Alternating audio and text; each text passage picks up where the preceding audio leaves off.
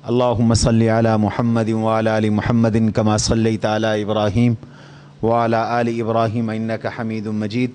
अल्लाहुम्मा बारिक अला मुहम्मद व अला आलि मुहम्मदिन कमा बारकता अला इब्राहीम व अला आलि इब्राहीम इन्नका हमीदुम मजीद। रब्बि शरह ली सदरी व यस्सिर ली अमरी वहलुल उक़दतम मिन लिसानी यफ़क़हू क़ौली। Rabbi ज़िदनी इल्मन rabbi ज़िदनी इल्मन वरज़ुक़नी फ़हमा। सुब्हानक ला इल्म लना इल्ला मा अल्लमतना इन्नका अंतल अलीमुल हकीम। अस्तग़फ़िरुल्लाह अल्लज़ी ला इलाहा इल्ला हुवल हय्युल क़य्यूम व अतूबु इलैहि। अऊज़ु बिल्लाहि मिनश शैतानिर रजीम। बिस्मिल्लाहिर रहमानिर रहीम।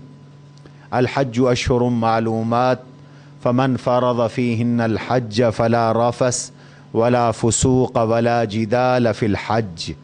वक़ाल रसूलुल्लाहि सल्लल्लाहु अलैहि वसल्लम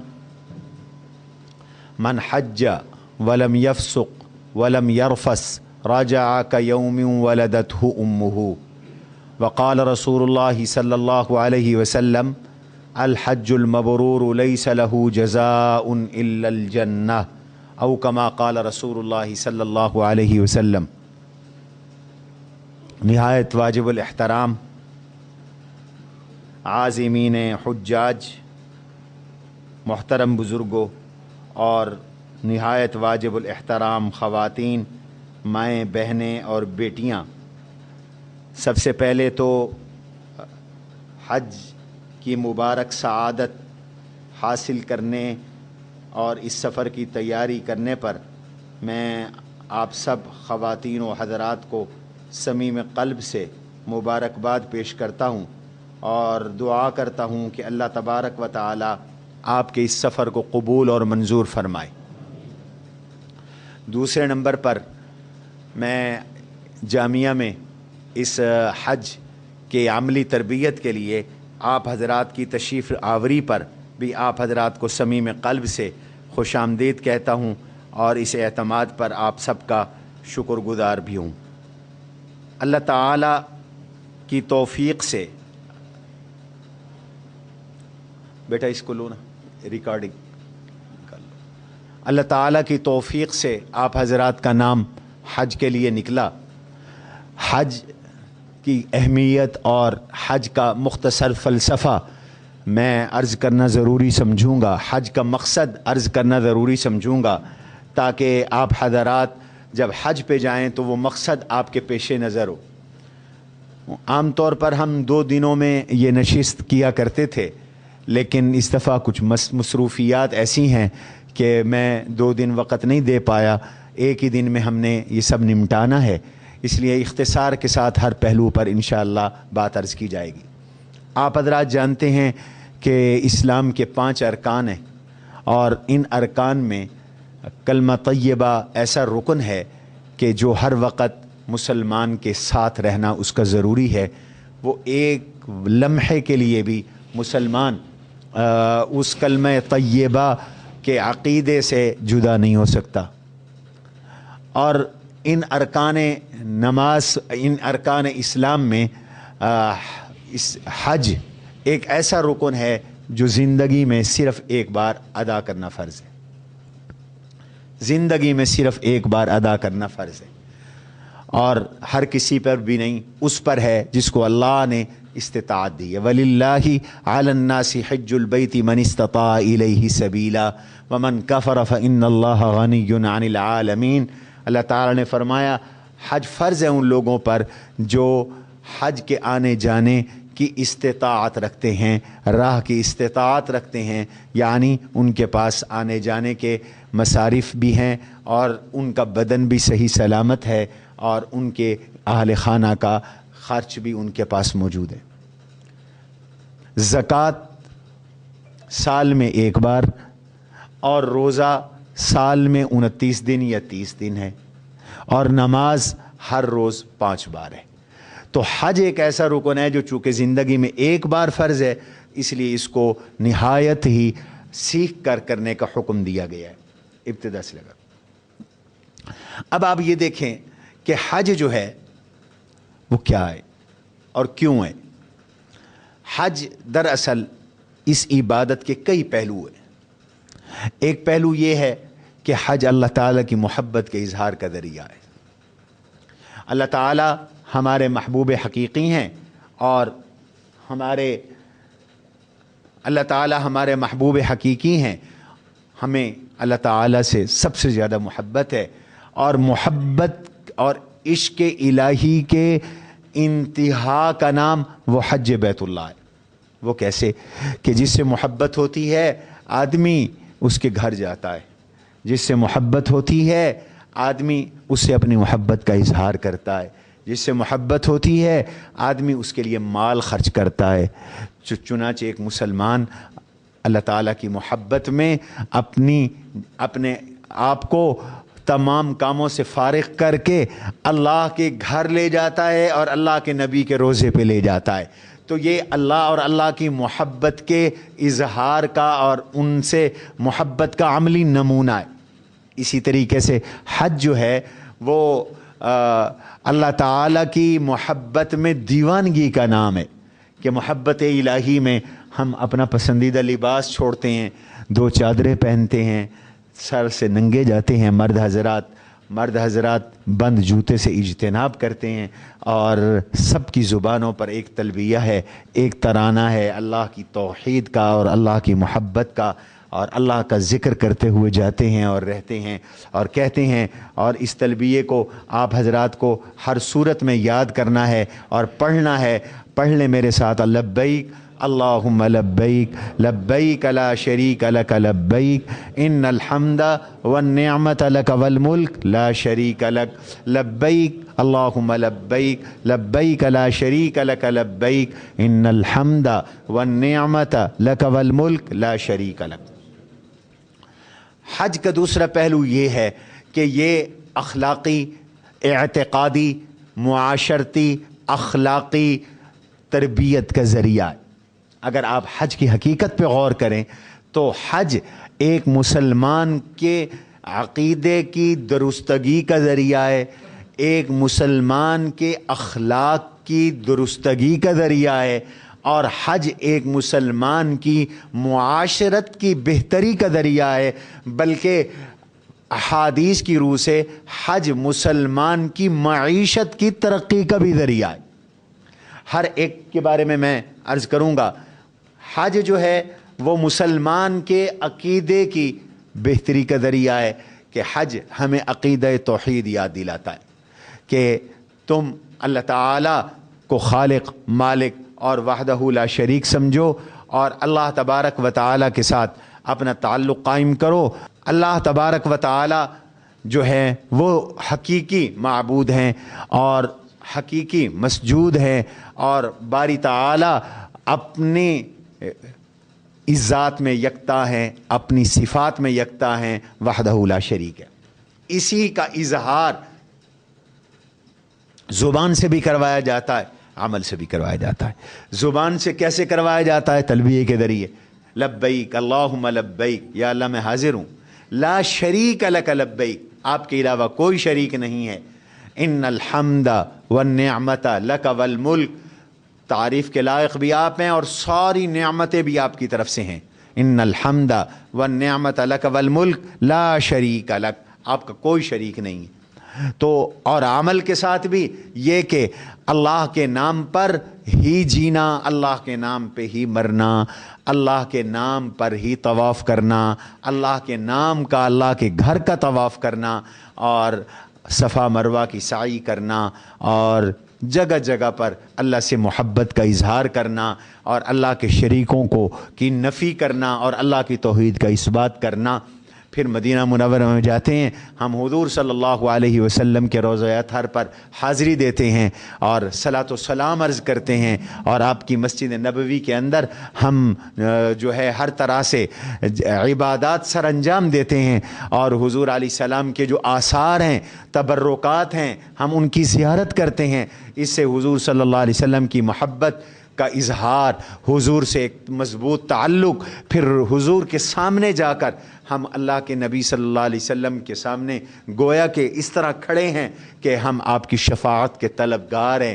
تو یہ ایک لحاظ سے رسالت کے عقیدے کے احیاء اور مضبوطی کا ذریعہ ہے۔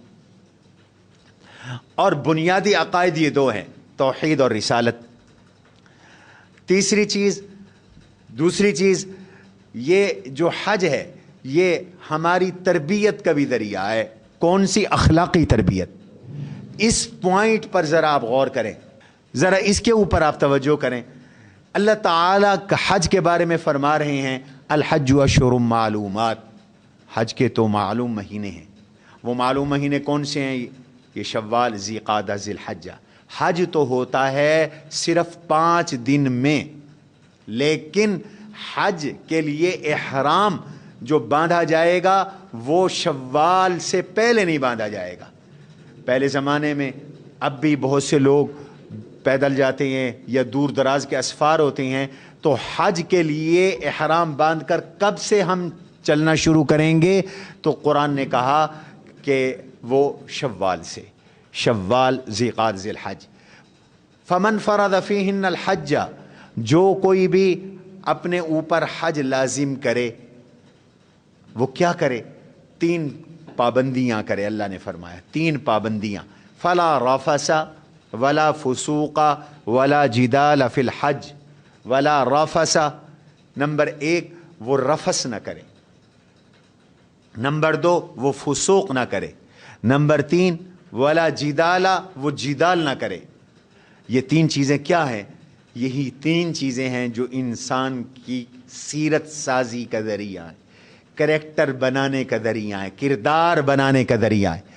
رفث نہ ہو۔ رفث کا معنی یہ ہے کہ کوئی خواہشات نفسانیہ کے متعلق زبان سے کوئی بول نہ نکلے اور کوئی عمل نہ ہو، اس کو کہتے ہیں رفث۔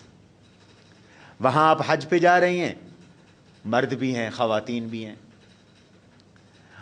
دنیا جہان کی خواتین ہیں، آپ کی بلڈنگ میں ہیں، راستوں میں ہیں، حرم میں ہیں، طواف کے دوران ہیں، تو فرمایا دیکھو تم بھی جوان ہو، دوسری طرف جوان خواتین بھی موجود ہیں، تو تمہاری پہلی ٹریننگ یہ ہے کہ باوجود ہے کہ یہاں مخلوط مجمع ہے، مخلوط اجتماع ہے، شرق و غرب کے لوگ ہیں، کائنات کا سارا حسن یہاں پلٹا ہوا ہے، لیکن تم نے اپنے آپ کو اتنا مضبوط بنانا ہے، اتنا مضبوط بنانا ہے، اتنا مضبوط بنانا ہے کہ وہاں کوئی نفسانی ہیجان انگیز گفتگو نہ ہو، حتیٰ کہ میاں بیوی بھی جا رہے ہو اور حالت احرام کے اندر ہو تو اس طرح کی کوئی گفتگو نہ ہو، اس طرح کا کوئی عمل نہ ہو۔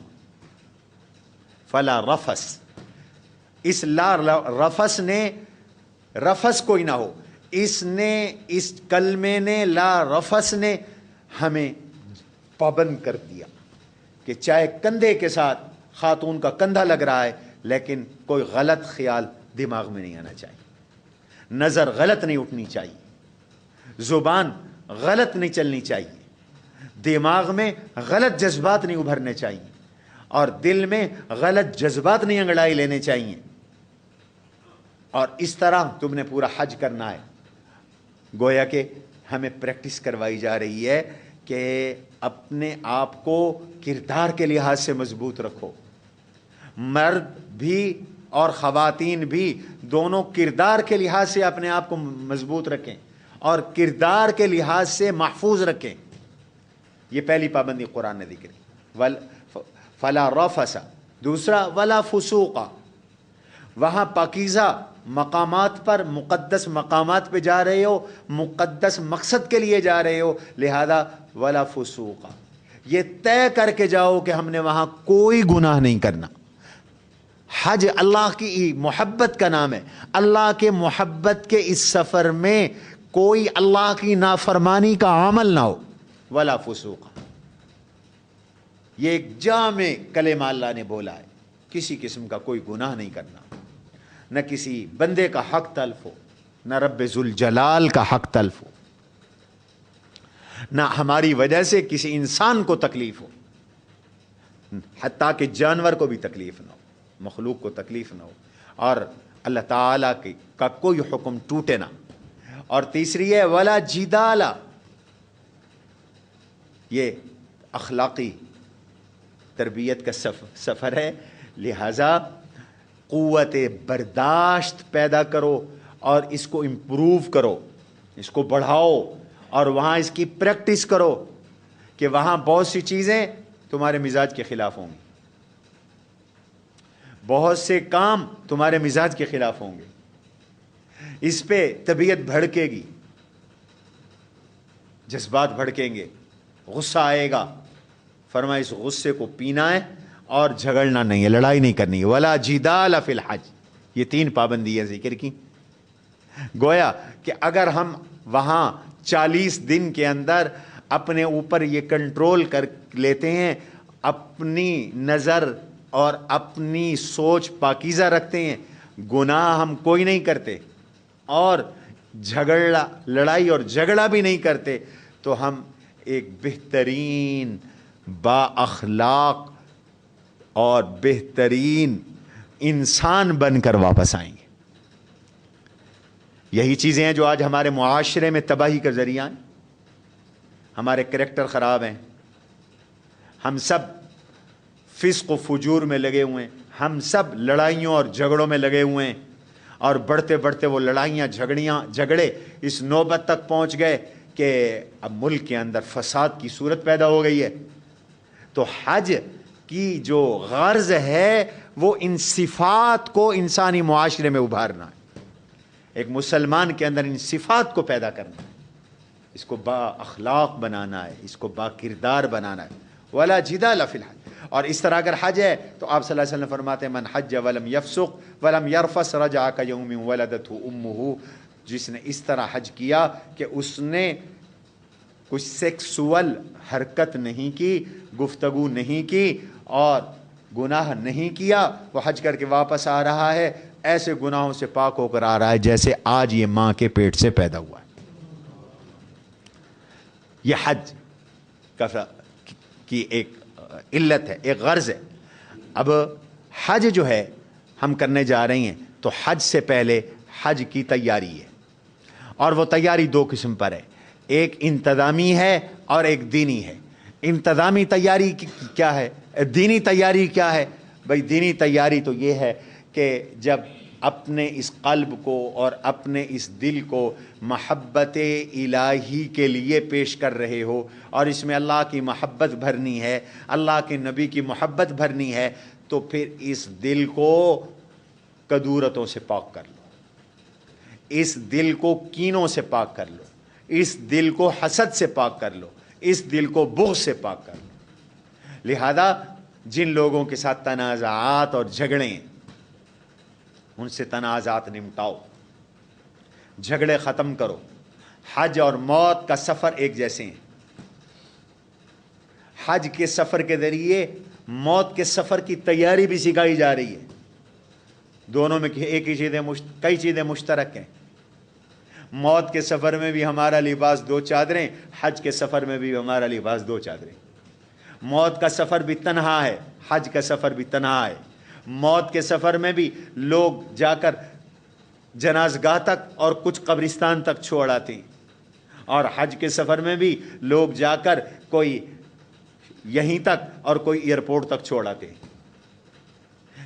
جس طرح تم نے مرنا ہے اسی طرح حج کرنا ہے، لہذا مرنے سے پہلے بھی اپنے معاملات صاف کر کے آدمی مرے۔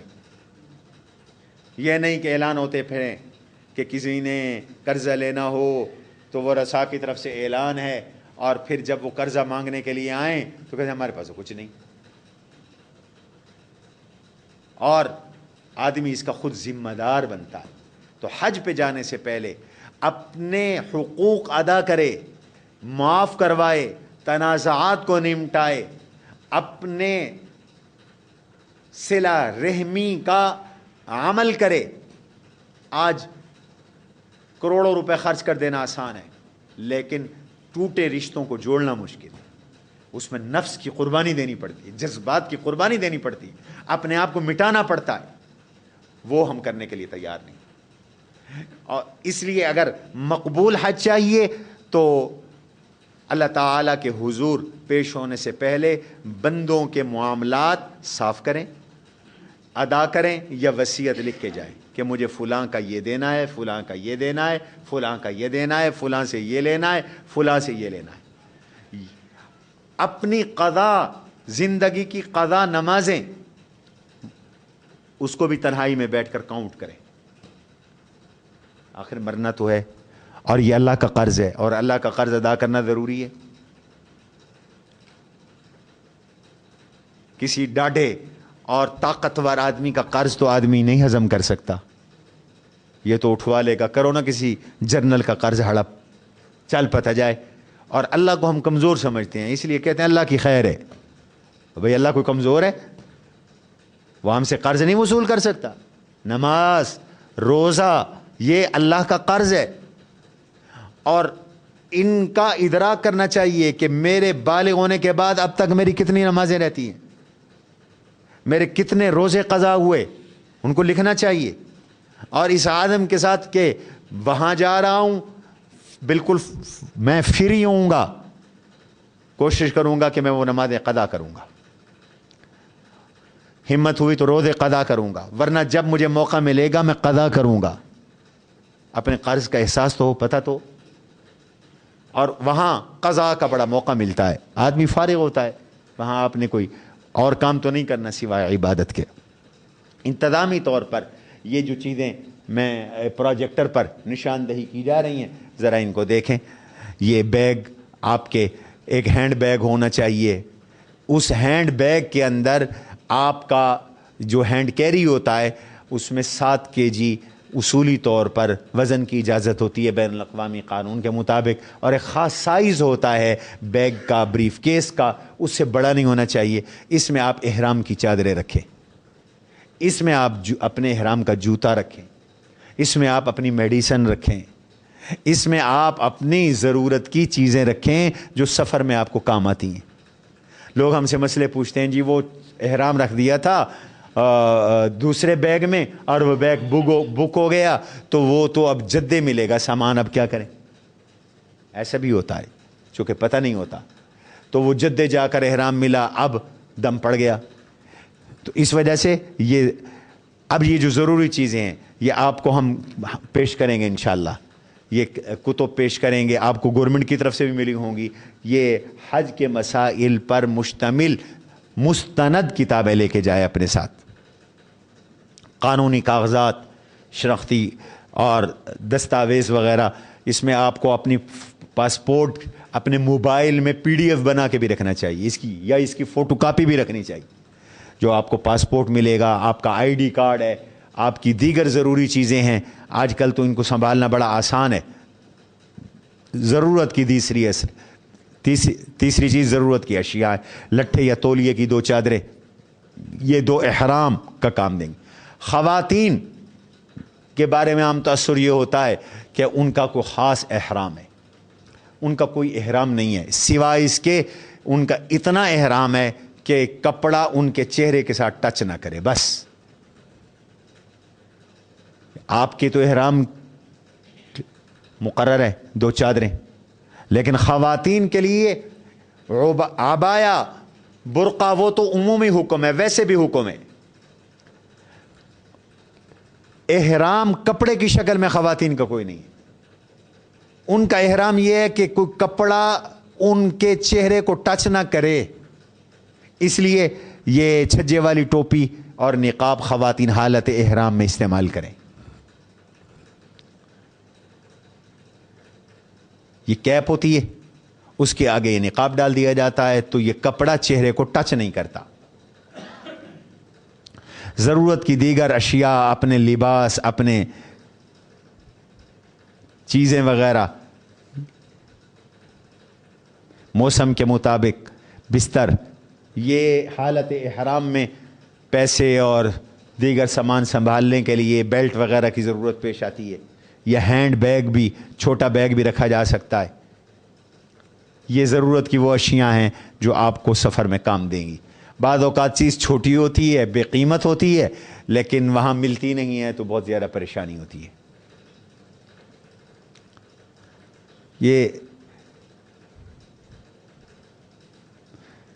حرم میں جوتے رکھنے کے لیے اگر آپ اپنا کپڑے کا تھیلا سلوا کے لے جائیں تو وہ ممتاز ہوگا، آپ کا جوتا گم بھی نہیں ہوگا اور خراب بھی، حرم بھی خراب نہیں ہوگا۔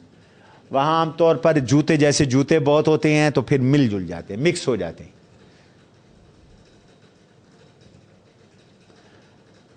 ان چند چیزوں کے بعد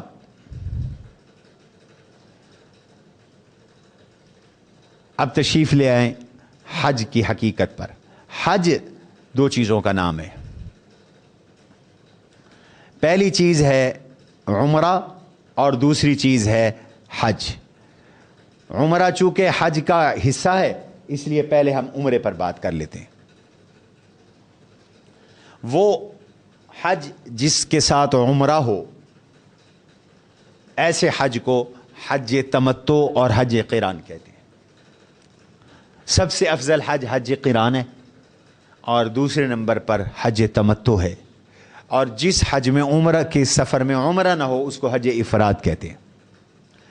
آپ پاکستانی حجاج بلکہ دنیا بھر کے حجاج عام طور پر حج تمتع کرتے ہیں۔ حج تمتع کیا ہے کہ ایک سفر میں پہلے عمرہ کرنا، عمرے سے فارغ ہو جانا، پھر حج کے ایام میں حج کرنا، یہ ہے حج تمتع۔ اور حج قران یہ ہوتا ہے کہ حج اور عمرے کا ایک ہی احرام پہنا جائے اور عمرہ کر کے وہاں آدمی عمرے سے فارغ نہ ہو، اسی طرح احرام میں رہے، اسی احرام کے ساتھ پھر حج کرے۔ حضور صلی اللہ علیہ وسلم کا جو حج تھا، ایک ہی حج آپ نے فرمایا وہ حج قران تھا۔ اور یہ حج قران آسان ہوتا ہے جب آخری دنوں میں فلائٹ ہو، مثلا کسی کی فلائٹ ذوالقعدہ کے 27 کو ہے، 28 کو ہے، یکم کو ہے، تو اس کے لیے بہت آسان ہوتا ہے حج قران کرنا۔ اس حج قران میں بھی عمرے کی ضرورت ہے۔ عمرہ کیا ہے؟ عمرہ 3 ارکان، یہ جو بتا رہا ہوں بھائی وہ نکالو، 3 ارکان کا نام ہے۔ نمبر 1 عمرہ نام ہے احرام کا، عمرہ نام ہے بیت اللہ کے طواف کا، اور تیسرا عمرہ نام ہے صفا مروہ کی سعی کا۔ سب سے پہلی چیز ہے احرام۔ صفا مروہ کی سعی بھی واجب ہے، احرام فرض ہے، نیت کے ساتھ احرام پہننا، اور دوسری چیز جو میں نے عرض کی وہ ہے بیت اللہ کا طواف۔ احرام 2 چادروں کا نام ہے، اور یہ احرام پہننا ضروری ہے میقات سے پہلے یا میقات سے۔ ہم جب یہاں سے جاتے ہیں تو ہمارا میقات چونکہ وہ ہم جہاز پر ہوتے ہیں، یلملم ہمارا میقات ہے، یہ یمن کی ایک جگہ ہے، تو اس سے پہلے عمرے کی نیت سے احرام پہننا یا احرام پہنا ہوا ہو تو عمرے کی نیت کرنا ضروری ہے۔ اس لیے بہتر طریقہ یہ ہوتا ہے کہ آدمی ایئرپورٹ پر جب بورڈنگ ہو جائے تو وہیں پر احرام پہن لے۔ میری بات سمجھ میں آ رہی ہے؟ آپ یہاں سے احرام ڈال کے لے جائیں اپنے اس سامان میں جو آپ کے ہاتھ میں رہنا ہے، ہینڈ کیری ہے، اور یہیں سے چند کام کر کے جائیں۔ احرام سے پہلے سنت ہے آپ اپنی حجامت کروائیں، ناخن کاٹیں، غیر ضروری بال جو شرعیت نے حکم دیے کاٹنے کے، مونڈنے کے، وہ مونڈے، بغل ہے، زیر ناف بال ہے، مونچھیں کتروائیں، غسل کریں۔ غسل احرام سے پہلے سنت ہے۔ اور پھر 2 چادریں آپ وہاں جب آپ کی بورڈنگ وغیرہ مکمل ہو جائے تو 2 چادریں آپ پہنیں، اور ان 2 چادروں میں دونوں چادروں کا سفید ہونا ضروری ہے۔ یہ آپ دیکھ رہے ہیں، ایک چادر بطور تہبند کے اور ایک کمر کے اوپر ڈالنی ہے۔ جوتا ایسا آپ پہن سکتے ہیں جس میں پاؤں کے درمیان کی ہڈی اور ایڑی کھلی رہے۔ آپ دیکھ رہے ہیں تصویر کے اندر ایڑی کھلی ہوئی ہے اور درمیان کی ہڈی کھلی ہوئی۔ ضروری نہیں کہ آپ چپل ہو، آج کل ایسے جوتے بھی آ گئے ہیں سینڈل ٹائپ، جس میں جو اسی مقصد کے لیے بنائے گئے ہیں، جس میں ایڑی بھی ننگی رہتی ہے اور پاؤں کی درمیان کی ہڈی بھی ننگی رہتی ہے. ملتان سے مل جاتے ہیں، ایش پپی وغیرہ، اور بھی کئی کمپنیوں نے بنائے ہیں. میں نے بھی ابھی رمضان میں جب گیا تھا تو وہ ذرا اس جوتے کو پہن کر چلنا آسان ہوتا ہے. آپ نے یہ احرام کی 2 چادریں پہننی ہیں، دیکھنا ہے کہ وقت کون سا ہے. بعض اوقات ایسے ہیں جن میں نماز مکروہ ہے، بعض اوقات ایسے ہیں جن میں وقت صحیح ہے. مثلا ظہر سے عصر تک کا وقت صحیح ہے، عصر کی نماز سے پہلے وقت صحیح ہے، عصر کی نماز کے بعد نوافل کے لیے وقت مکروہ ہے.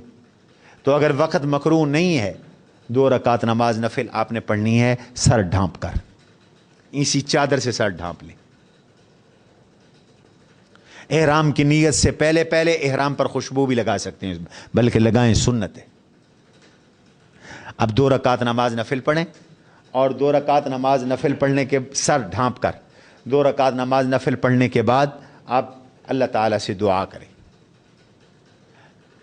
یا اللہ میں نے عمرے کا ارادہ کیا، اس کو میرے لیے آسان فرما اور مجھ سے قبول فرما. عربی کی دعا ہے اللہم انی ارید العمرات فیسرھا لی وتقبلھا منی. اللہم انی ارید العمرات فیسرھا لی وتقبلھا منی. اس کے بعد آپ نے دعا کر کے چادر اتار دینی ہے اپنے سر سے، اور یہ تلبیہ پڑھنا ہے. پڑھ لیجئے، لبیک اللہم لبیک لبیک لا شریک لک لبیک ان الحمد والنعمت لک والملک لا شریک لک. آپ کا احرام شروع ہو گیا، یہ آپ کا احرام شروع ہو گیا. اب اس احرام کے بعد آپ پر کچھ پابندیاں لاگو ہو جاتی ہیں. وہ پابندیاں کیا ہیں؟ کچھ پابندیاں ایسی ہیں جو مردوں کے لیے بھی ہیں، عورتوں کے لیے بھی ہیں، اور کچھ پابندیاں ایسی ہیں جو صرف مردوں کے لیے. حالت احرام کی میں پابندیاں ہیں. نمبر 1، احرام پہن کر آپ محرمین حضرات، حاجی حضرات، معتمر حضرات، حالت احرام کے اندر آپ خوشبو نہیں لگا سکتے، خوشبودار صابن استعمال نہیں کر سکتے، خوشبودار ٹشو استعمال نہیں کر سکتے. حالت احرام کے اندر آپ حضرات شکار نہیں کر سکتے، کنگھا نہیں کر سکتے، حجامت نہیں کروا سکتے، بال نہیں توڑ سکتے، مرد بھی عورتیں بھی. حتیٰ کہ ناخن کاٹنے کی بھی اجازت نہیں ہے، جوؤں تک کو مارنے کی اجازت نہیں ہے. حالت احرام سانپ بچھو کو مارنے کی اجازت ہے. مرد حضرات حالت احرام میں سر نہیں ڈھانپ سکتے، چہرہ نہیں ڈھانپ سکتے، سلا ہوا کپڑا نہیں پہن سکتے، پاؤں پر جورابیں، ساکس وغیرہ نہیں پہن سکتے، بند جوتا نہیں پہن سکتے. حالت احرام کے اندر یہ احرام کی پابندیاں. خواتین کی احرام کی پابندیوں میں شامل ہے کہ ان کے چہرے کے ساتھ ان کا کپڑا ٹچ نہ کرے. مرد حضرات کا چہرہ سوتے ہوئے بھی کھلا رہے، پاؤں بھی حتی الامکان کھلے رہیں. یہ احرام کی پابندیاں جب تک کہ آپ کا عمرہ مکمل نہیں ہوگا. اور اب آپ کا وظیفہ یہی ترانہ ہے، لبیک اللہم لبیک لبیک لا شریک لک لبیک ان الحمد والنعمت لک والملک لا شریک لک لبیک. آپ تشریف لے گئے، جہاز پہ بیٹھ گئے. تصور کریں کہ آپ جہاز میں بیٹھ گئے ہیں اور جہاز میں بھی آپ نے بلند آواز سے دیوانوں مستانوں کی طرح اللہ کا یہ ذکر کرنا ہے، لبیک اللہم لبیک. عورتیں آہستہ، مرد اونچی آواز. حدیث میں آتا ہے الحج العج السج، حج تو نام ہی شور مچانے کا ہے، زور زور سے پڑھنا ہے تلبیہ، اور میلے کچیلے رہنے کا نام ہے. آج کل تو ہم ماشاءاللہ جہازوں پر جاتے ہیں، اس زمانے میں تو اونٹوں پر، گھوڑوں پر، خچروں پر پیدل سفر ہوتا تھا تو حاجی وہ گرد سے اٹا ہوا ہوتا تھا، تو فرمایا یہی دیوانگی ہے، یہی اللہ سے محبت ہے۔ آپ جدے پہنچیں گے انشاءاللہ، وہاں سے آپ کو لے جایا جائے گا مکہ مکرمہ۔ اب آپ عالم تصور میں مکہ مکرمہ پہنچ رہے ہیں اور آپ کی زبانوں پر یہی ترانہ ہے، لبیک اللہم لبیک لبیک لا شریک لک لبیک۔ یہ سارے مناظر آپ کو وہاں نظر آئیں گے جو پروجیکٹر پر آپ کو نظر آ رہے ہیں۔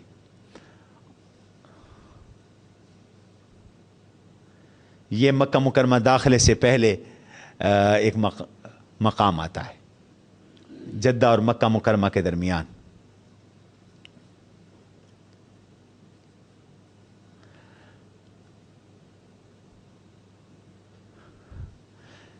اب آپ وہاں پہنچ گئے مکہ مکرمہ میں، آپ نے سب سے پہلے جو کام کرنا ہے وہ یہ ہے کہ اپنی رہائش گاہ پر جا کر سامان رکھنا ہے۔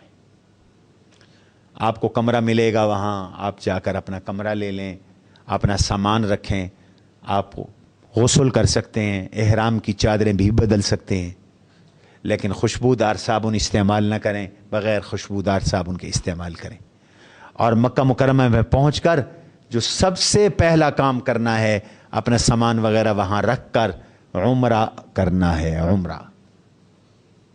اور عمرے میں اب جو اگلا مرحلہ ہے، اگلا سٹیپ ہے، وہ مسجد حرام میں بیت اللہ میں آنا ہے اور وہاں پر اپنے یہ احکام ادا کرنے۔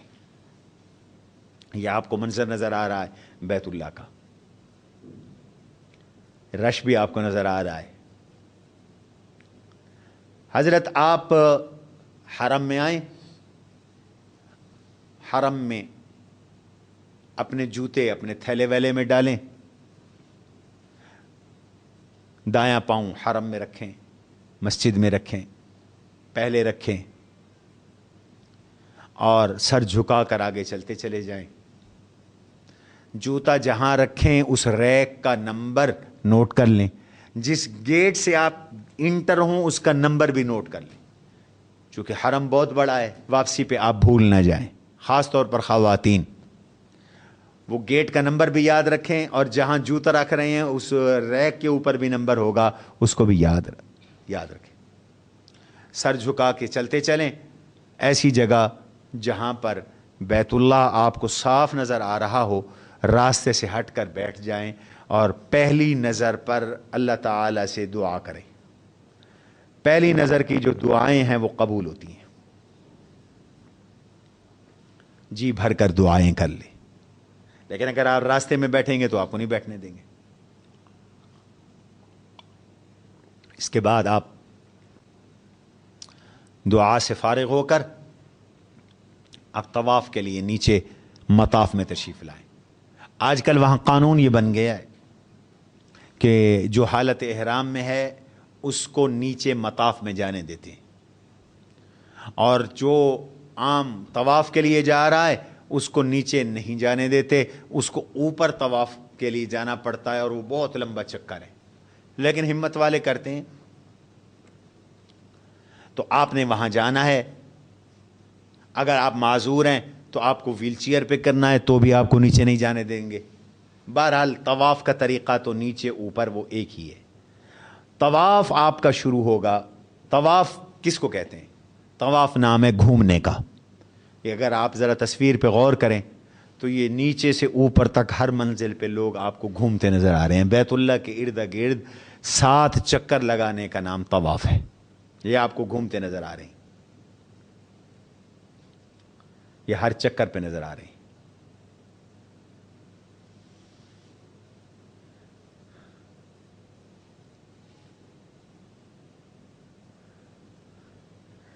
طواف کے لیے وضو واجب ہے،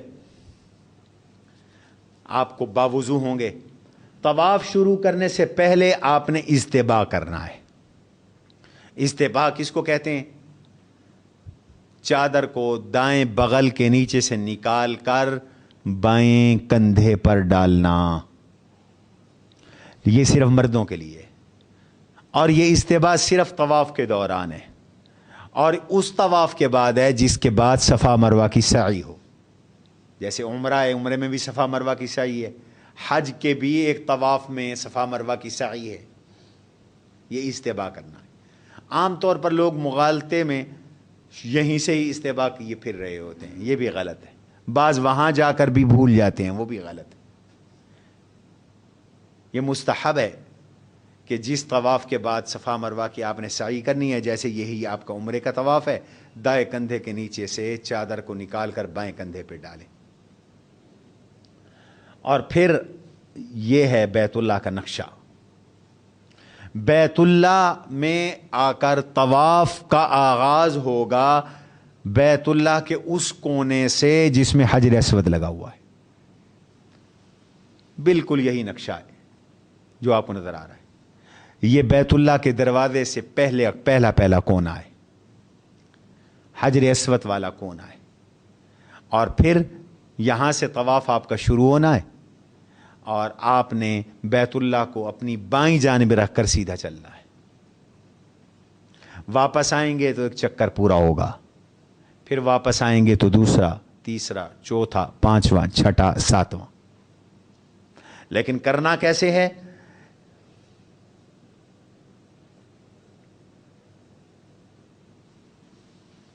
چند کام کرنے ہیں۔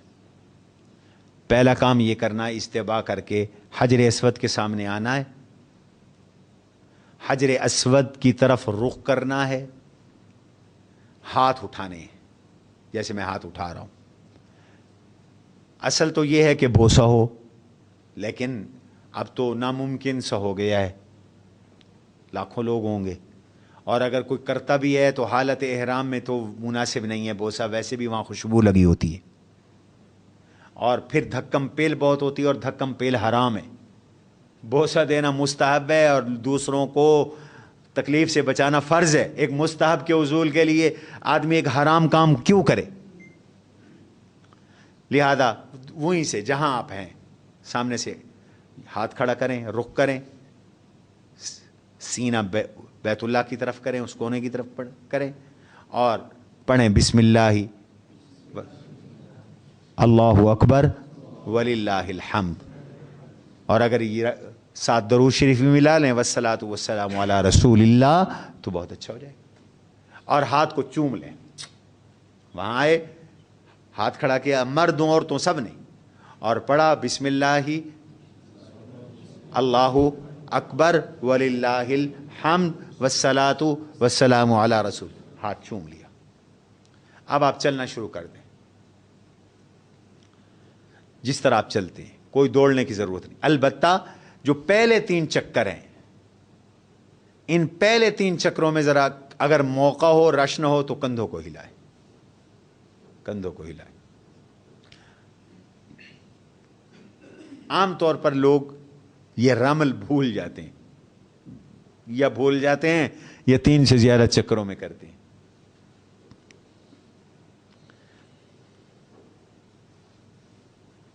بڑے بڑے علماء بھی بھول جاتے ہیں، فطری چیز ہے۔ تو پہلے 3 چکروں کے اندر رمل ہے۔ اب آپ نے واپس آنا ہے، جب آپ اس جگہ پہنچیں گے جہاں سے طواف شروع کیا تھا، پھر اسی طرح مڑنا ہے، اسی طرح بسم اللہ اللہ اکبر وللہ الحمد والصلاۃ والسلام علی رسول اللہ کہنا ہے، اور ہاتھ چومنا ہے۔ 7 چکروں میں 8 بار آپ کا سلام ہوگا، 7 چکروں میں 8 بار سلام ہوگا۔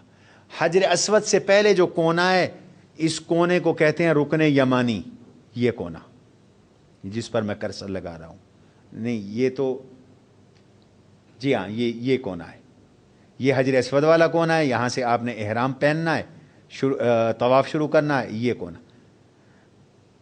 اس سے لے کر اس جگہ کے درمیان دعا پڑھی جائے، ربنا آتنا فی الدنیا حسنہ وفی الآخرۃ حسنۃ وقنا عذاب النار۔ اس کے علاوہ باقی جو طواف کے چکروں کے دوران آپ تلاوت قرآن بھی کر سکتے ہیں، دعائیں بھی مانگ سکتے ہیں، آپ تسبیحات بھی پڑھ سکتے ہیں، آپ ذکر اذکار بھی کر سکتے ہیں۔ شریعت نے کوئی دعائیں مقرر نہیں کی، یہ چھپی ہوئی ملتی ہیں، وہ صرف سہولت کے لیے ہیں، شریعت نے مقرر نہیں کیا، آپ کوئی بھی دعائیں مانگ سکتے ہیں۔ حضرت یہ 7 چکر پورے ہونے کے بعد موقع ملے تو کہیں سے زمزم پی لیجیے۔ مقام ملتزم، یہ بیت اللہ کی چوکٹ کو کہتے ہیں، یہاں اگر موقع ملے تو کھڑے ہو کر یہاں دعا کر لیں۔ رش ویسے بہت زیادہ ہوتا ہے، وہاں پر آپ دعا کر سکتے ہیں۔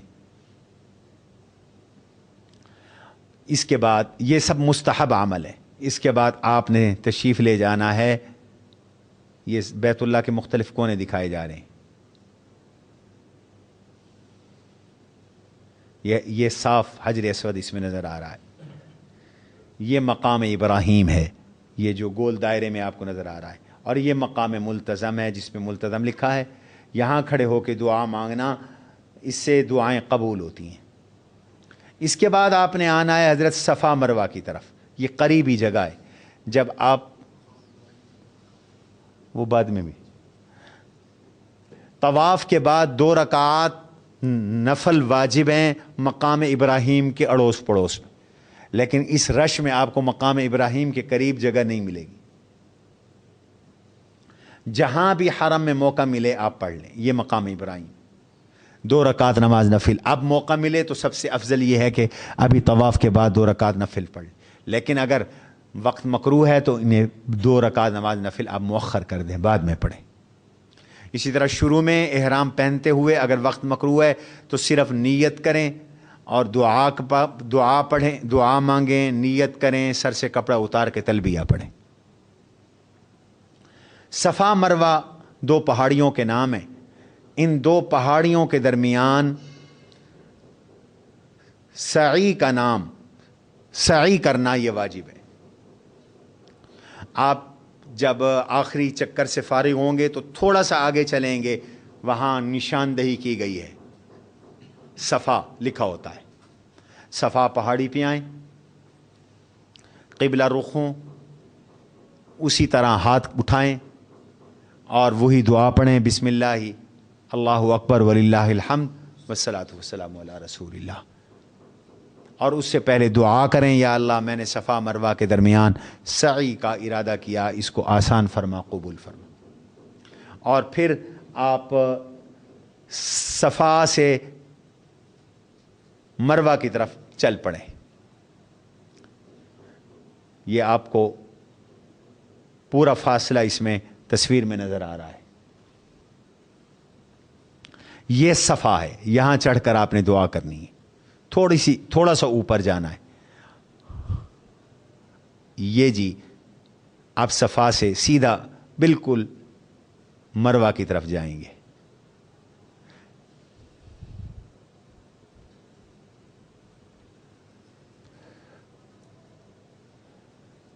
صفا سے مروہ تک 450 میٹر سفر ہے۔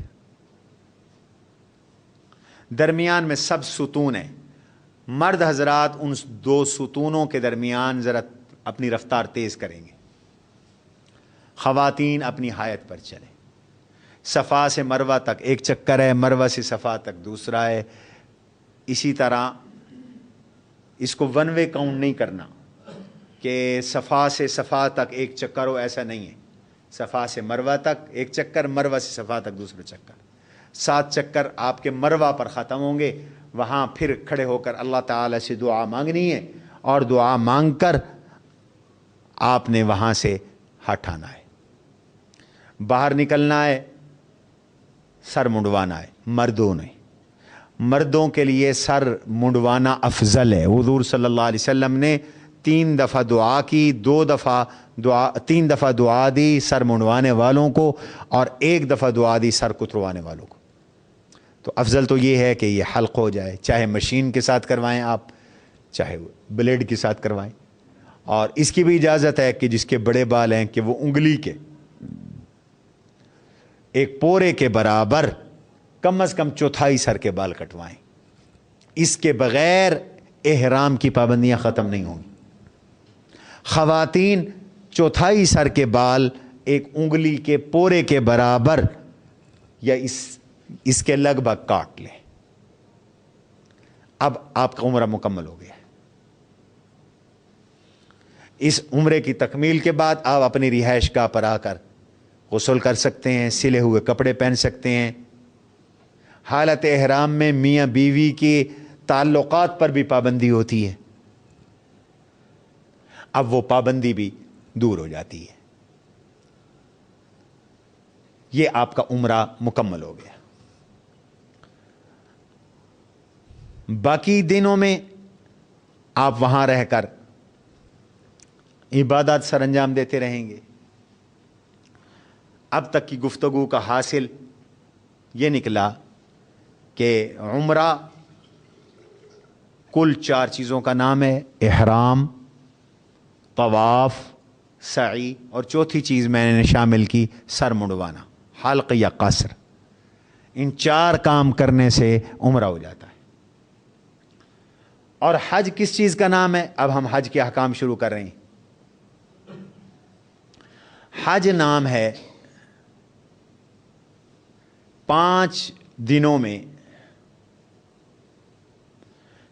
5 مقامات پر 7 اعمال کرنے کا. بڑی آسان اور سمپل چیز ہے. 5 دنوں میں 5 جگہوں پر 7 کام کرنے کا نام ہے حج. دن 5 کون سے؟ 8, 9, 10, 11, 12, 13 اختیاری ہے, پھر 6ٹھا دن ہو جائے گا. حج ان 5 دنوں میں ہوتا ہے, 5 جگہوں پر ہوتا ہے. کتنی جگہوں پر؟ نمبر ایک مسجد حرام جہاں ہم نے طواف کرنا ہے, صفا مروہ,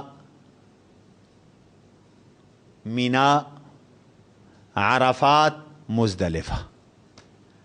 یہ 5 مقام ہیں. مسجد حرام یعنی مطاف, صفا مروہ ابھی میں نے اس کا ذکر کیا, مینا ایک جگہ کا نام ہے, اس کا تعارف کرواتا ہوں, عرفات ایک جگہ کا نام ہے, مزدلفہ ایک جگہ کا نام ہے. ان 5 مقامات پر 7 اعمال کا نام ہے حج. 7 اعمال کا نام ہے حج. اس کی تفصیل کیا ہے؟ اس کی تفصیل یہ ہے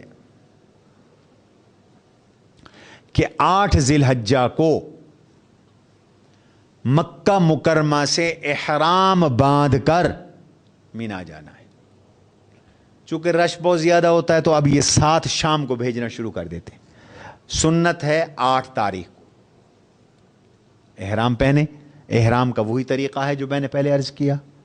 مستحب اعمال بھی وہی ہیں جو پہلے میں نے عرض کیے. حجامت وجامت کروائیں, آپ خوشبو لگائیں, احرام کی 2 چادریں پہنیں, 2 رکعت نماز نفل پڑھیں, دعا کریں, اللہم انی ارید الحج فیسرہ لی وتقبل منی, اور پھر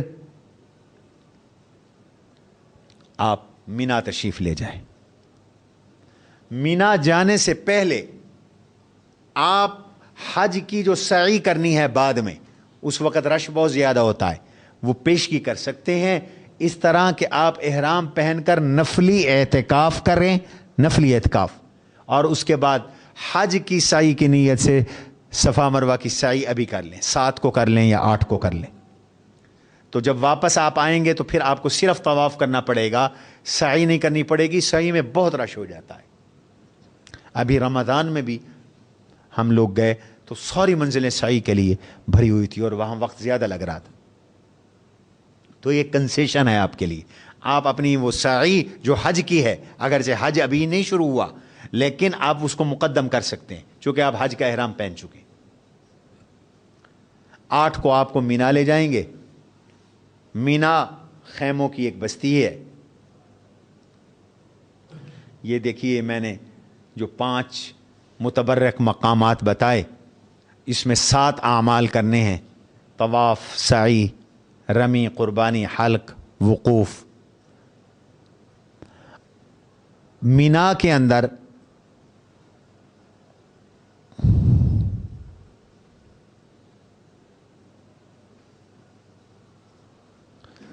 یہ ہے مینا کا بورڈ. یہ بورڈ وہاں پر آپ کو نظر آئیں گے. یہ پوری وادی ہے. یہ خیموں کا منظر ہے. یہاں کی مسجد کا نام مسجد خیف ہے. 70 انبیاء علیہ السلام نے یہاں دفن ہے اور بہت سے نبیوں نے یہاں نمازیں ادا فرمائی.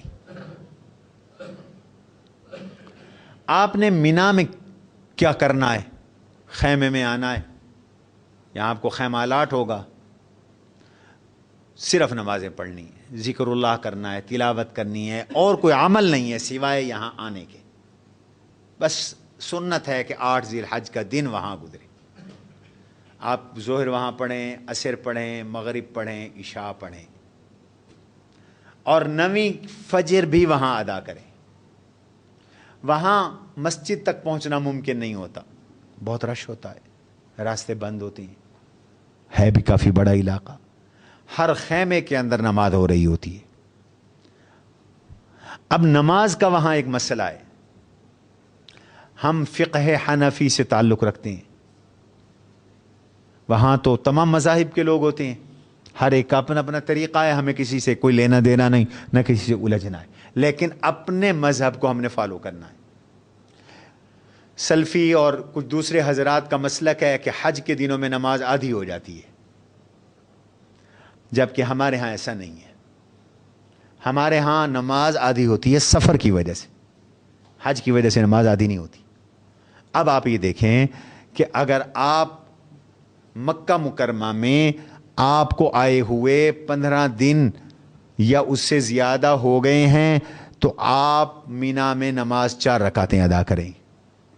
اور اگر آپ کو آئے ہوئے 15 دن مکہ مکرمہ میں نہیں ہوئے, کم ہوئے ہیں, تو اب آپ 4 رکعت والی نماز 2 پڑھیں گے, قصر کریں گے, جیسے سفری نماز ہوتی مینا کے اندر.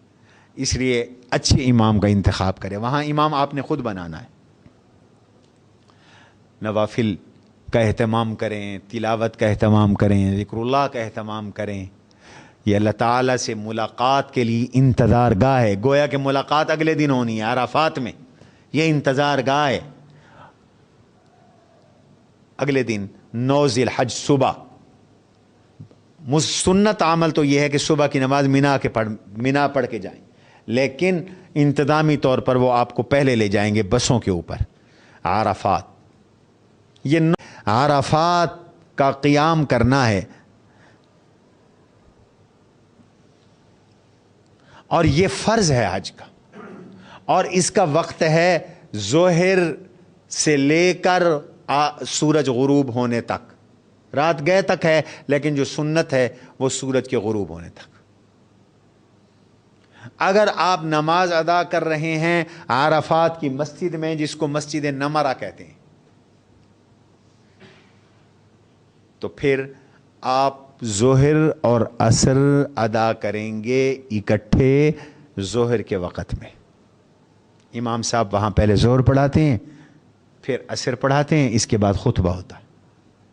لیکن اگر آپ نماز اپنے خیمے میں ادا کر رہے ہیں, اور یقیناً آپ خیمے میں ہی ادا کریں گے, آپ کے لیے وہاں پہنچنا ممکن نہیں ہوگا. پھر آپ ظہر کے وقت میں ادا کریں, عصر کے وقت میں ادا کریں. ہمارے یہ اہل حدیث اور بھائی, سلفی بھائی اور کچھ اور لوگ, ان کا مسلک یہ ہے کہ ظہر عصر اکٹھے ادا کریں. لیکن فقہ حنفی میں ظہر کو ظہر کے وقت میں ادا کرنا ہے, عصر کو عصر کے وقت میں ادا کرنا ہے, اگر مسجد خیف میں نماز ادا نہ کریں. نماز ظہر سے آپ کا وقوف شروع ہو گیا. یہ وہ مرحلہ ہے کہ جس مرحلے میں حج ہو رہا ہے, حاجی کی بخشش ہوتی ہے. حاجی جن کے لیے دعائیں کرتا ہے ان کی بخشش ہوتی ہے. حدیث میں آتا ہے آج کے دن جتنا شیطان ذلیل اور رسوا ہوتا ہے سارا سال نہیں ہوتا. وہ اپنے سر پہ خاک ڈالتا ہے اور کہتا ہے ہائے میں تباہ ہو گیا, میری سال بھر کی محنت ضائع ہو گئی.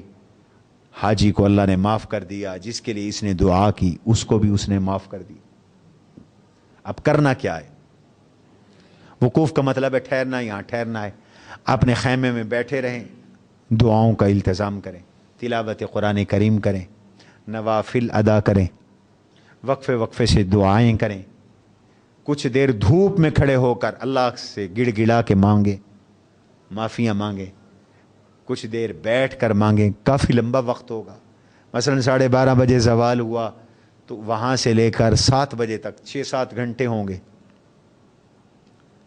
आज के दिन गुस्ल करना मुस्तहब है, वहाँ गुस्ल खाने भी होते हैं। ज़वाल से पहले पहले गुस्ल कर लें,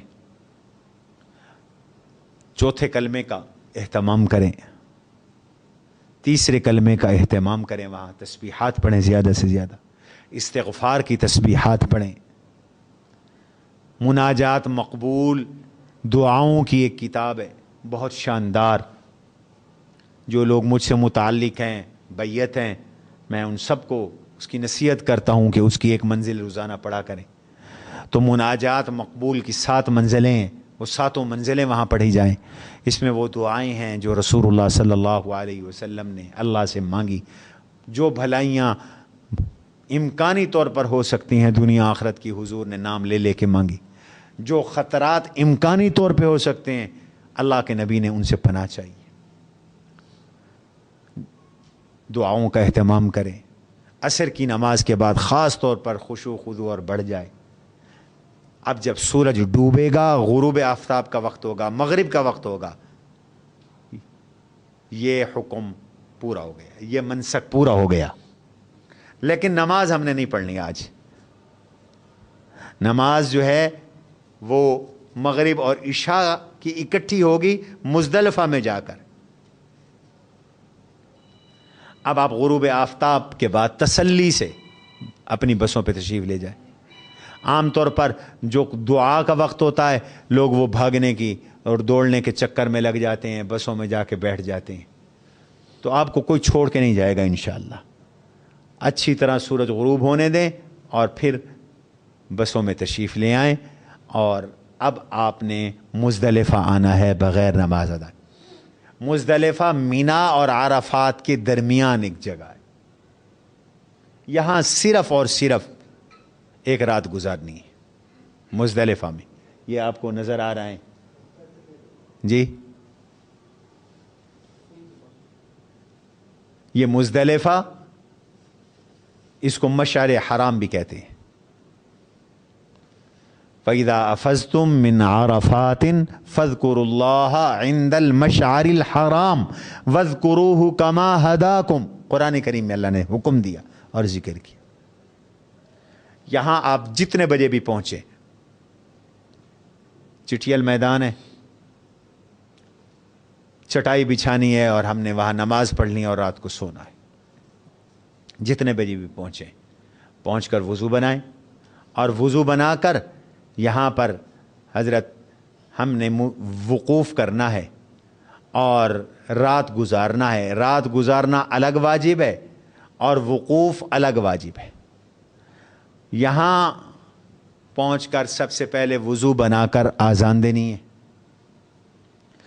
फिर पहले मगरिब की नमाज अदा करनी है, फिर इशा की नमाज अदा करनी। एक अज़ान और 2 तकबीरों के साथ, यानी अज़ान एक होगी, फिर पहले मगरिब के लिए इकामत कहेंगे, 3 फ़र्ज़ पढ़ेंगे, फिर इशा के लिए इकामत कहेंगे, अपने में से ही एक इमाम बनाएंगे, तो फिर इशा पढ़ेंगे, नमाज इशा अदा करेंगे। रात को यहाँ सोना है, साथ में यहाँ से कंकरियाँ चुननी हैं, जो हमने जमरात पे रमी करनी है, शैतानों को मारनी। ये मुज़दलिफ़ा से चुननी है। कितनी कंकरियाँ? एक थैली बना के ले जाएं कंकरियों के लिए। हर आदमी को कम से कम 49 कंकरियों की ज़रूरत है। वो इसलिए कि 10 को 7 कंकरियां मारी जाएंगी, 11 को 21, 12 को भी 21, कितनी हो गई हैं? 49, कम से कम 49। एहतियातन चंद ज़्यादा ले ले। हर मर्द हर औरत को रमिये जिमार करना है, वाजिब है, लिहाजा कंकरियां यहीं से ले जाना सुन्नत है। और ये मौजिज़ा है کہ 1400 دیوں سے یہاں سے کنکریاں اٹھائی جا رہی ہیں, ماری جا رہی ہیں, لیکن کوئی کمی نہیں آئی, کوئی کمی نہیں آئی. آپ کو آسانی سے ملے گی.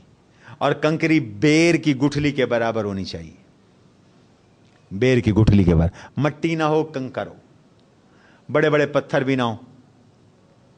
رات یہاں گزاریں, صبح اللہ توفیق دے دے تو تہجد ادا کریں. اول وقت میں جیسے ہی نماز فجر کا وقت شروع ہو, آذان دیں, نماز فجر ادا کریں, سنت پڑھیں, نماز فجر ادا کریں. اور نماز فجر کے بعد 5 منٹ 7 منٹ بیٹھ جائیں. یہی وقوف مزدلفہ ہے, واجب ہے. اس کا جو وقت ہے وقوف کا وہ فجر کی نماز کے بعد ہے. اب ایک واجب حج کا ہے رات کو مزدلفہ گزارنا, اور ایک واجب ہے فجر کے بعد وقوف کرنا. اور عرفات کا وقوف وہ فرض تھا, اس کے بغیر تو حج ہوتا ہی نہیں. اگر کوئی 9 ذی الحجہ کو عرفات نہیں گیا اس کا حج نہیں ہوا.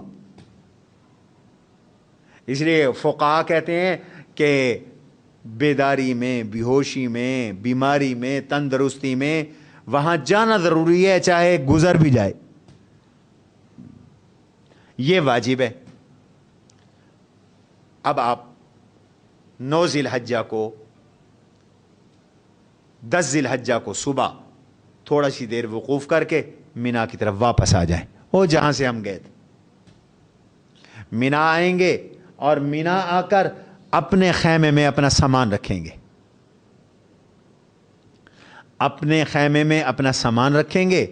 اور سامان رکھ کر جو پہلا عمل آج کے دن ہم نے 4 کام کرنے ہیں, 4 کام آج کے دن 10 ذی الحجہ کو. یہ مشکل دن ہے, سب سے مشکل دن حج کا 10 ذی الحجہ کا ہے, عید کا دن, قربانی کا دن. 4 کام کرنے ہیں. پہلا کام کرنا ہے بڑے شیطان کو کنکر مارنی, رمی کرنی, میں اس کی تفصیل عرض کرتا ہوں. دوسرا کام کرنا ہے قربانی کرنی ہے, اس کی بھی تفصیل عرض کرتا ہوں. تیسرا کام کرنا ہے سر منڈوانا ہے, جیسے عمرے میں منڈوایا تھا. حلق کرنا ہے یا قصر کرنا ہے. چوتھا کام کرنا ہے مکہ مکرمہ آ کر طواف زیارہ کرنا ہے, بیت اللہ کا طواف کرنا ہے, وہ بھی حج کا فرض ہے. یہ قربانی بھی واجب ہے, شیطان کو کنکر مارنا بھی واجب ہے, قربانی بھی واجب ہے, سر منڈوانا بھی واجب ہے, لیکن طواف فرض ہے. حج کے یہ 2 فرض ہیں, ایک فرض وقوف عرفات اور ایک فرض یہ بیت اللہ کا طواف. یہ 4 کام ہیں, اور ان چاروں کاموں کو ترتیب کے ساتھ کرنا ہے. ترتیب بھی واجب ہے, اگر ترتیب ٹوٹ گئی تو واجب چھوٹ گیا. اور یہ یاد رکھو حج میں اگر کوئی واجب چھوٹ جائے تو جرمانے کی قربانی لازم ہو جاتی, اضافی قربانی لازم ہو جاتی. کوئی بھی واجب حج سے چھوٹے گا آپ کو دم دینا پڑے گا. اس دم کا نام ہے جرمانے کی قربانی. دم کا معنی ہے جرمانے کی قربانی, اور وہ قربانی وہیں دینی ہوتی ہے حدود حرم میں, یہاں نہیں ہو سکتی. اب آ جائیں رمی پر. سب سے پہلا کام 10 ذی الحجہ کو رمی کا ہے. 10 ذی الحجہ کو ایک شیطان کو کنکریاں مارنی ہیں, 11 کو 2 کو اور 12 کو 3 کو, 11 کو بھی 2 3 کو اور 12 کو بھی 3 کو. یہ دیکھیے نقشہ دکھایا گیا. آپ حضرات یہاں سے تشریف لائیں گے, پہلے کو چھوڑ دینا ہے پہلے دن, دوسرے کو بھی چھوڑ دینا ہے, یہ تیسرے کا. اس کی مزید تفصیل تصویر میں آ رہی. مثال کے طور پر یہ تصویر تو پرانی ہے, اب یہ بڑے بڑے بن گئے ہیں, نئی بن گئے ہیں, کئی منزلہ بن گئے ہیں. یہیں پر حادثات ہوتے ہیں, اس لیے اب سعودی حکومت نے بہت ساری منزلیں بنا دی, ایسکیلیٹر لگا دیے. کو ادھر سے آنے والا ایک منزل پہ, ادھر سے آنے والا دوسری پہ, ادھر سے آنے والا تیسری پہ. وہ ترتیب ہی ایسے بنائی ہے, وہ رش کو کنٹرول کرتی. اور 1 وے ہے, جس راستے سے آپ آئیں گے اس راستے سے آپ واپس نہیں جا سکتے, ورنہ کچلے جائیں گے. یہاں آپ نے آنا ہے کنکر لے کر, ہر وہ شخص جو پیدل چل کر آ سکتا ہو اس کا خود آنا واجب ہے. وہ خام خواہ دوسرے کو آرڈر نہیں کر سکتا کہ میری طرف سے کنکریاں مار دینا. ہاں جو معذور ہے, بیمار ہے, وہ پیدل چل کر خود نہیں آ سکتا, وہ کسی کو اپنا نائب اور وکیل بنا سکتا ہے کہ میری طرف سے کنکریاں مارنا. اور جو وکیل ہے وہ پہلے اپنی طرف سے مارے گا, پھر اس کی طرف سے مارے گا. اور مارے گا کیسے؟ آپ حضرات تشریف لے آئیں گے. یہ جو دیوار بنی ہوئی ہے, اس دیوار کو کنکری مارنی ہے, لیکن لگنا ضروری نہیں ہے. بیچ میں گر گئی تو بھی کافی ہے. آپ آئیں تو پہلے تو ٹیکنیکل مشورہ ہے, یہاں کھڑے ہو کے نہ مارے, تھوڑا سا آگے جائیں, آگے جائیں, آگے جائیں, اس طرف آئیں. شروع میں رش ہوتا ہے, آخر میں رش کم ہوتا ہے. اور اگر بہت رش ہے تو آپ آخر میں درمیان میں وقفہ کریں, کھڑے ہو جائیں. جو آگے مار رہے ہیں ساتھ کنکریاں ہی مارنی ہیں نا انہوں نے, وہ پیچھے ہٹیں گے, آپ آگے بڑھیں گے, وہ پیچھے ہٹیں گے, آپ آگے بڑھیں گے, حتیٰ کہ آپ اس دیوار کے قریب آ جائیں, یہاں قریب آ جائیں. اب آپ کنکر ہاتھ میں لیں, دائیں ہاتھ کے انگوٹھے اور شہادت کی انگلی میں وہ کنکری ہاتھ میں لیں اور کہیں بسم اللہ اللہ اکبر, یہ کہہ کر پھینک دیں. ایسے پھینکیں بسم اللہ اللہ اکبر, ان دو انگلیوں کے ساتھ, شہادت اور انگوٹھے کی انگلی کے ساتھ, اللہ اکبر, بسم اللہ اللہ اکبر. اور علماء بیٹھے ہیں ماشاءاللہ, پیر صاحب بیٹھے ہیں, رضان للرحمن رغمن للشیطان, یہ جملہ بھی کہیں ساتھ, اللہ کو راضی کر رہا ہوں, شیطان کو رسوا کر رہا ہوں. اور پھر یہ 7 کنکر مار کر آگے موقع ملے تو کھڑے ہو کر دعا کریں. نہیں, یہاں دعا نہیں, یہاں دعا نہیں ہے. جس رمی کے بعد رمی ہے اس میں دعا ہے, جس کے بعد رمی نہیں اس کے بعد دعا نہیں. اور یہاں سے آپ دوسرے راستے سے اب چلے جائیں. یہ آپ سب سے مشکل کام ہے رمی کرنا. آپ کو ٹائمنگ بھی وہ دیتے ہیں, بعض اوقات وہ مکتب کی ٹائمنگ تقسیم کرتے ہیں کہ آپ کے مکتب کا 3 سے 4 بجے تک ٹائم ہے, کوئی بات نہیں, آپ ویٹ کر لیں, اسی میں چلے جائیں. لیکن جائیں تو بطور مشورے کے چند باتیں عرض کر رہا ہوں, بھاری سامان ساتھ لے کے نہ جائیں قطعاً, نہ پہلے دن, نہ دوسرے دن, نہ تیسرے دن. بہت رش ہوتا ہے, وہاں وقفہ نہیں کیا جا سکتا. جوتا کوئی ایسا پہن کے نہ جائیں کہ جوتا تو آپ چپل ہی پہنے ہوئے ہوں گے, لیکن اگر وہ پاؤں سے اتر جائے تو اس کو اٹھانے کے چکر میں نہ رہیں, پیچھے سے ریلا آپ کو کچل دے گا. آپ کو پتہ ہے ہمارے اس علاقے کے MN اسد مرتضیٰ گیلانی مرحوم, وہ وہیں شہید ہوئے تھے, انہی جمرات پر وہ شہید ہوئے تھے. تو بس اللہ تعالیٰ نے قبول کر لیا ان کو.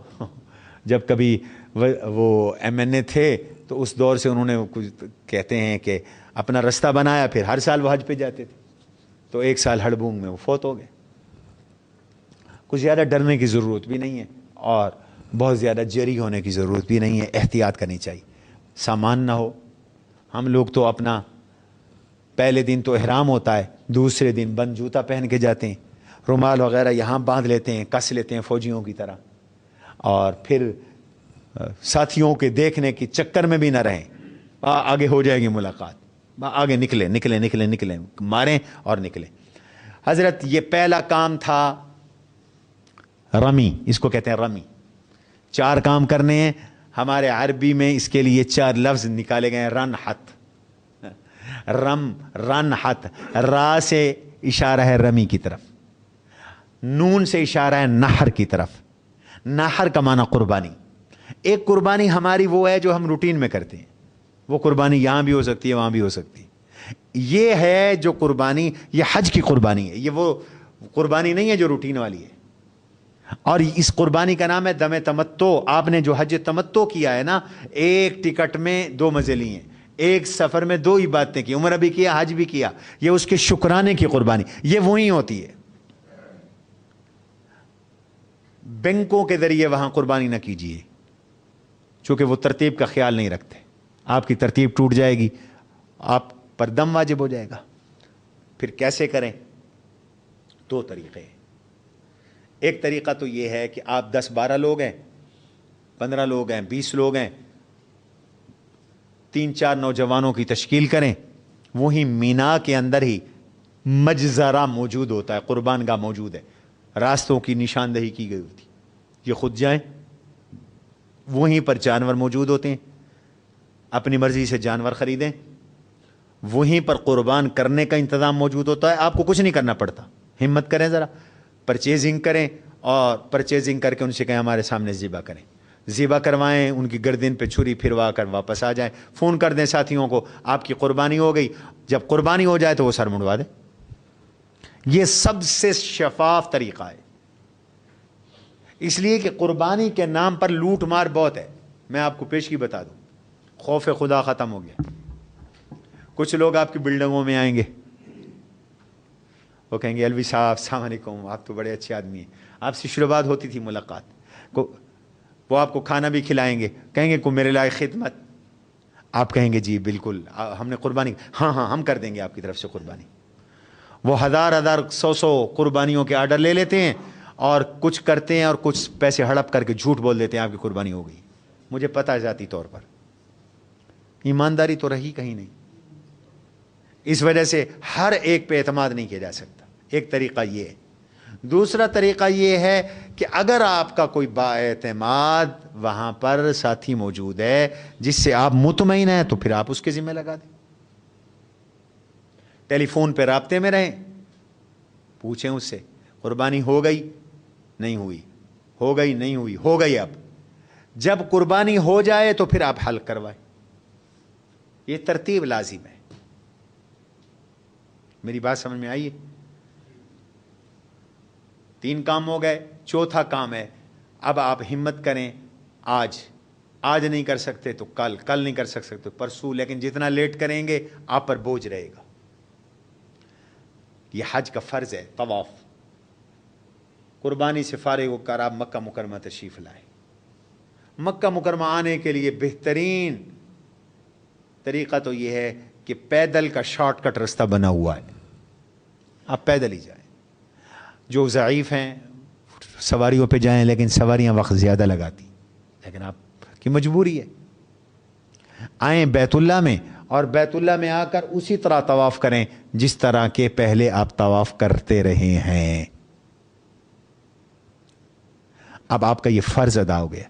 اگر صفا مروہ کی سعی پہلے کر کے گئے تھے، ختم، نہیں کی تھی تو طواف کے بعد پھر صفا مروہ کی جا کے سعی بھی کریں۔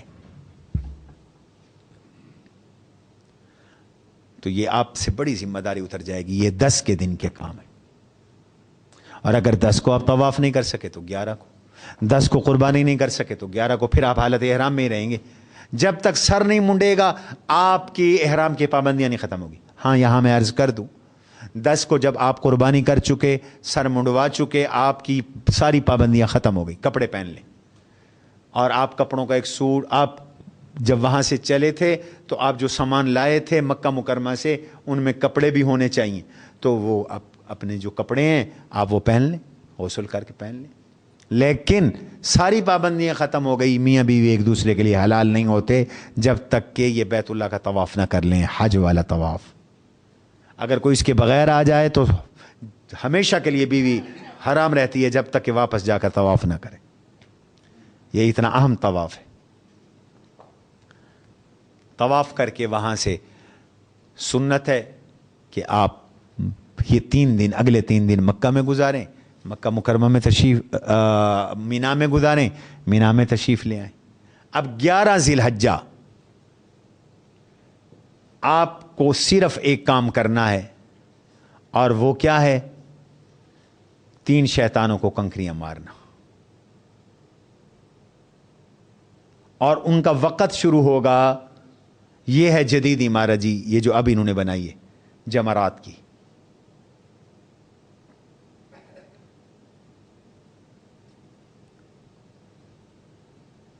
یہ سب طواف کا وہی طریقہ ہے جو پہلے بتایا جا چکا ہے۔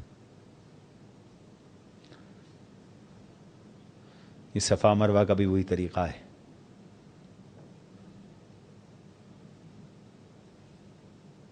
ہاں یہ پہلے دن تو صرف تیسرے جمرے کو مارنا تھا، دوسرے دن یعنی 11 ذی الحجہ کو 3 جمرات کو مارنا ہے، 7 کنکریاں۔ یہ سب سے پہلے یہ بورڈ آئے گا، اس کو 7 کنکریاں مارنی ہیں، سیدھا آگے جانا ہے، اور آگے جا کر پھر دوسرے کو، پھر تیسرے کو. لیکن وقت کون سا ہے؟ زوال. وہاں آپ سے کہا جائے گا کہ 8 بجے چلے جاؤ، 9 بجے چلے جاؤ، لیکن یاد رکھیے 8 بجے 9 بجے رمی کرنا دوسرے دن جائز نہیں ہے، تیسرے دن جائز نہیں. یعنی ظہر کے وقت سے شروع ہوگا، ظہر، عصر، مغرب، عشاء. اگر خطرہ ہے تو آپ رات کو بھی کسی وقت کر سکتے ہیں. اور اسی طرح پھر آپ نے 12 کو بھی یہ رمی کرنی ہے، اور 12 کی اس رمی کے بعد پھر آپ کو واپس آ جانا ہے مکہ مکرمہ. چاہیں تو 13 کے لیے وہاں رہ جائیں، مستحب ہے، قرآن نے اجازت دی ہے، واپس بھی آ سکتے ہو، اور 13 کو رمی کر کے بھی واپس آ سکتے ہو. تو آپ چاہیں تو 12 کو آ جائیں، لیکن غروب آفتاب سے پہلے پہلے آپ مینا چھوڑ دیں اور مکہ مکرمہ آ جائیں. اب مکہ مکرمہ میں آپ آ گئے اپنی رہائش گاہوں کے اندر. اب آپ کے ذمے صرف ایک حج کا حکم باقی ہے، وہ یہ ہے کہ جب آپ مدینہ منورہ جانے لگیں یا گھر واپس آنے لگیں. کچھ لوگ پہلے مدینہ چلے جائیں گے، وہ گھر واپس آئیں گے، تو بیت اللہ کا ایک طواف واجب ان پر لاگو ہوگا. وہ ایک طواف واجب ہے. یہ حج کے احکام پورے ہو گئے. کچھ احباب پہلے مدینہ منورہ جائیں گے، کچھ بعد میں جائیں گے. مدینہ منورہ یہ حج کی تکمیل ہے. حج تو وہاں نہیں ہوتا، لیکن وہ حج کی تکمیل ضرور ہے.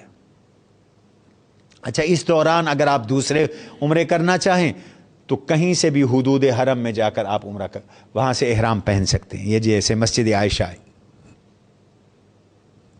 جعرانہ بھی ایک مقام ہے، حضور صلی اللہ علیہ وسلم نے وہاں سے عمرہ کیا تھا. باقی جو دوران ہیں، اس کے دوران آپ کے اوقات ہیں وہ آپ کے کثرت طواف میں گزرنے چاہیے. مکہ مکرمہ کی سب سے افضل عبادت زیادہ سے زیادہ طواف کرنا ہے. فارغ اوقات میں اپنے قضا نمازیں ادا کریں. قضا نمازوں کا طریقہ یہ ہے کہ آپ یہ نیت کریں میری زندگی میں بالغ ہونے کے بعد جو سب سے پہلی فجر ہوئی تھی، قضا ہوئی تھی، میں وہ ادا کر رہا ہوں. پھر اس کے بعد جو ظہر ہوئی تھی وہ کر رہا ہوں، جو عصر ہوئی تھی. صرف فرض اور وتر، بس. فجر کے 2 فرض، ظہر کے 4 فرض، عصر کے 4 فرض، مغرب کے 3 فرض، عشاء کے 4 فرض، 3 وتر. یہ نمازیں قضا کرتے رہیں. زیادہ سے زیادہ تلاوت قرآن کریم کریں. حضور صلی اللہ علیہ وسلم نے ارشاد فرمایا، جس نے حج کیا اور وہ میری زیارت کے لیے نہیں آیا، اس نے میرے ساتھ زیادتی کی. من حج ولم یزرنی فقد جفانی. آپ نے فرمایا من حج من زار قبری وجبت لہ شفاعتی. جس نے میرے روضہ اطہر کی زیارت کی اس کے لیے میری شفاعت لازم ہو گئی. اس لیے ہم مسلمان مدینہ منورہ جاتے ہیں. کہتے ہیں مکے والا تو ہر جگہ ہے، مدینے والا مدینہ منورہ میں. تو اس لیے مدینہ منورہ جانا یہ وفا کا تقاضا ہے. ہمیں حج ملا یا نماز ملی یا کلمہ ملا یا جو بھی ملا، یہ حضور کی قدموں سے ملا، حضور نے عطا کیا. تو کچھ لوگ یہ کہتے ہیں جی وہاں 1 لاکھ کا ثواب ہے، مدینہ میں 50,000 کا ثواب ہے، تو ہم 1 لاکھ کو چھوڑ کر 50,000 کے پاس کیسے جائیں؟ تو ہم ان سے کہا کرتے ہیں میاں کو عقل سے کام لو. 1 لاکھ کا ثواب بتانے والے بھی حضور ہیں، اور 50,000 کا ثواب بتانے والے بھی. حضور نہ ہوتے تو 1 لاکھ کا ثواب ہمیں کہاں سے معلوم ہوتا؟ اور پھر یہ ہے کہ اللہ تعالیٰ تو یہاں بھی ہیں، حضور صلی اللہ علیہ وسلم تو مدینہ منورہ میں، آپ کا روضہ اطہر تو صرف مدینہ منورہ میں، اور حضور نے خود ترغیب دی. اس لیے ہمیں مدینہ منورہ جانا ہے، اور مدینہ منورہ جا کر چند کام کرنے. مدینہ منورہ جب پہنچیں، جاتے ہوئے کثرت درود شریف کریں. اپنی رہائش گاہ پر پہنچ کر غسل کریں، خوشبو لگائیں، اور پھر مسجد نبوی میں تشریف لے آئیں. اگر مسجد نبوی میں آ کر وقت مکروہ نہیں ہے، 2 رکعت نماز نفل تحیت المسجد ادا کریں. فرض نماز کا وقت ہے تو جماعت میں شریک ہو، نہیں ہے تو مستحب ہے باب السلام سے آپ حضور صلی اللہ علیہ وسلم کے روضہ اطہر کے اوپر تشریف لے آئیں. میں آپ کو اس کا نقشہ دکھاتا ہوں. یہ ایک اجمالی نقشہ ہے. مسجد نبوی کا.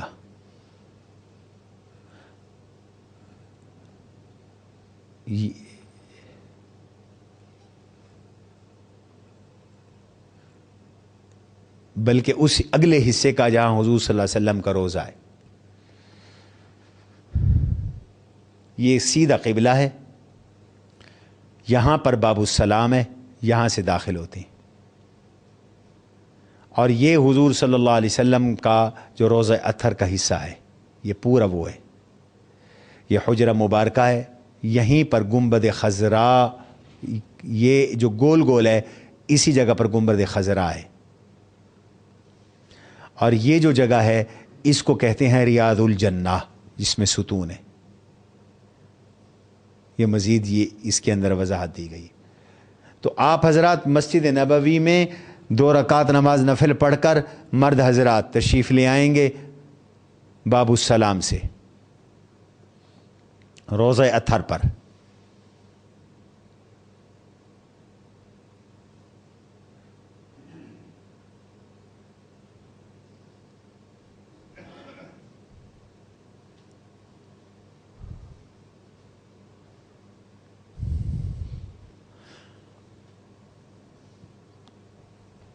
وہاں سے تشریف لائیں اور سیدھا حضور صلی اللہ علیہ وسلم کے چہرے اطہر کے سامنے یہ جو تیر کا نشان لگا ہوا ہے, یہاں حضور اقدس صلی اللہ علیہ وسلم کا چہرہ مبارک, اس طرف سے آپ آئیں گے. باب السلام اس طرف سے آئیں گے, یہاں کھڑے ہوں گے اور یہاں آ کر حضور کو سلام عرض کریں گے اور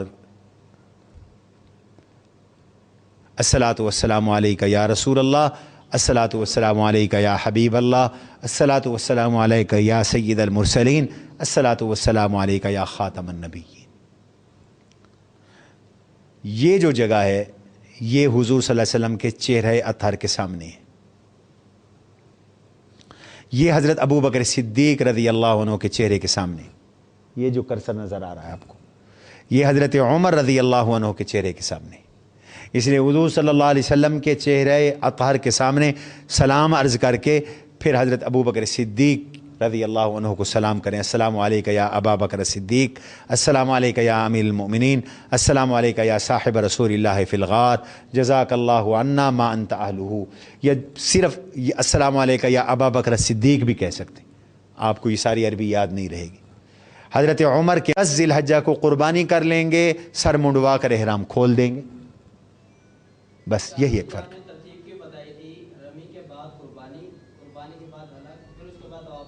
ہاں جی, ہاں جی, خلاف سنت ہے, ٹھیک نہیں. ہاں جی, بتاتے ہیں کہ جو ہے نا آپ رمی کے بعد طواف زیارہ کر سکتے ہیں, کیونکہ جانا اس کا رش کم ہوتا ہے رمی کے بعد, طواف زیارہ کر کے پھر آپ قربانی الگ کر سکتے ہیں. نہیں, بلا عذر ایسا کرنا ٹھیک نہیں. اگر کوئی عذر ہے تو الگ بات ہے. صبح نماز کے بعد سے لے کر رات گئے تک, اگلے دن صبح تک کر سکتے ہیں. جی ایک سیکنڈ جی, ہاں اگر دن کو جان کا خطرہ ہو تو بلا کراہت رات کو مار سکتے ہیں, اور اگر خطرہ نہ ہو تو پھر مکروہ ہے لیکن رمی ہو جائے گی. جی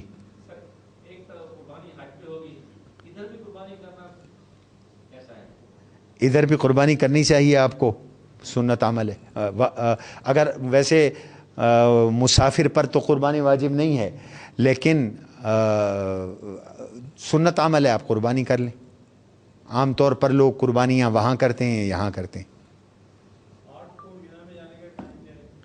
ظہر سے پہلے پہلے وہاں پہنچ جائیں, نماز ظہر وہاں ادا کریں مینا میں.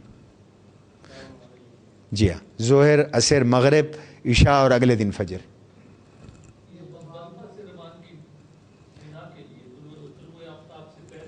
طلوع آفتاب سے پہلے ہو سکتی ہے, چونکہ وقوف تو چند لمحوں کا ہے جو واجب ہے. اور حضور صلی اللہ علیہ وسلم نے ہمیشہ مزدلفہ میں نماز فجر معمول سے پہلے پڑھی ہے, یعنی اندھیرے میں پڑھی ہے. آپ کا عمومی ابن مسعود کی روایت ہے رضی اللہ عنہ, آپ کا عمومی معمول جو تھا وہ فجر کو روشنی میں پڑھنے کا تھا, البتہ مزدلفہ میں آپ اندھیرے میں پڑھ لیتے تھے, اول وقت میں پڑھ لیتے تھے. جی ایک ساتھی بولیں. جی ظن غالب کی اتباع کریں، جس طرف زیادہ گمان ہو اس کی اتباع کریں. اور اگر کوئی ڈیسائیڈ آپ نہیں کر رہے تو جو کم آپ کے ذہن میں آ رہا ہے آپ اس کو کاؤنٹ کریں. مثلا آپ کو شک ہے کہ 3 چکر ہیں یا 4 ہیں تو آپ اس کو 3 سمجھ لیں، 4 ہیں یا 5 ہیں تو 4 سمجھ لیں. یہ مسئلہ پوچھیں کہ اگر وضو ٹوٹ جائے تو پھر کیا کریں. پوچھنے کا مسئلہ تو یہ ہے جی، جو آپ شرما رہی ہیں.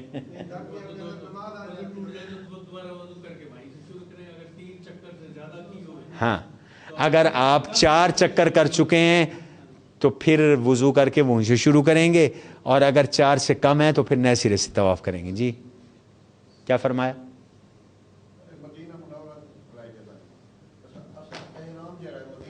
ہاں، اگر آپ کی مدینہ کی فلائٹ ہے تو آپ بغیر احرام کے مدینہ منورہ جائیں، مدینہ کے احکام پورے کریں انہی کپڑوں کے اندر. جب آپ مدینہ منورہ سے مکہ مکرمہ آنے لگیں گے تو پھر آپ وہاں جو میقات ہے ذوالحلیفہ، مسجد علی، وہاں سے آپ حج کے احرام کی نیت، عمرے کی احرام کی نیت سے آئیں گے. جو مدینہ جائیں گے سر وہ تو جدہ سے واپس آئیں گے، دوبارہ تو مدینہ نہیں جا سکتے. تو وہ ان کا مدینہ شروع میں ہو گیا کافی ہے. ہاں جی،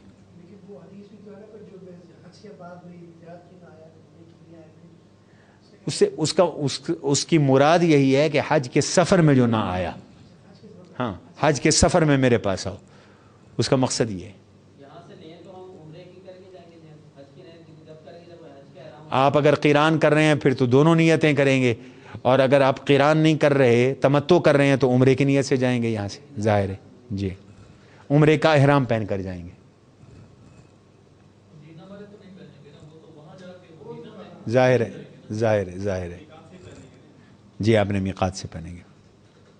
خواتین اگر کوئی مسئلہ پوچھنا چاہیں تو وہ پرچی لکھ کے بھیج سکتی ہیں. قربانی وہیں پہ واجب ہے، اگر پاکستان سے ٹائم لے لیں تو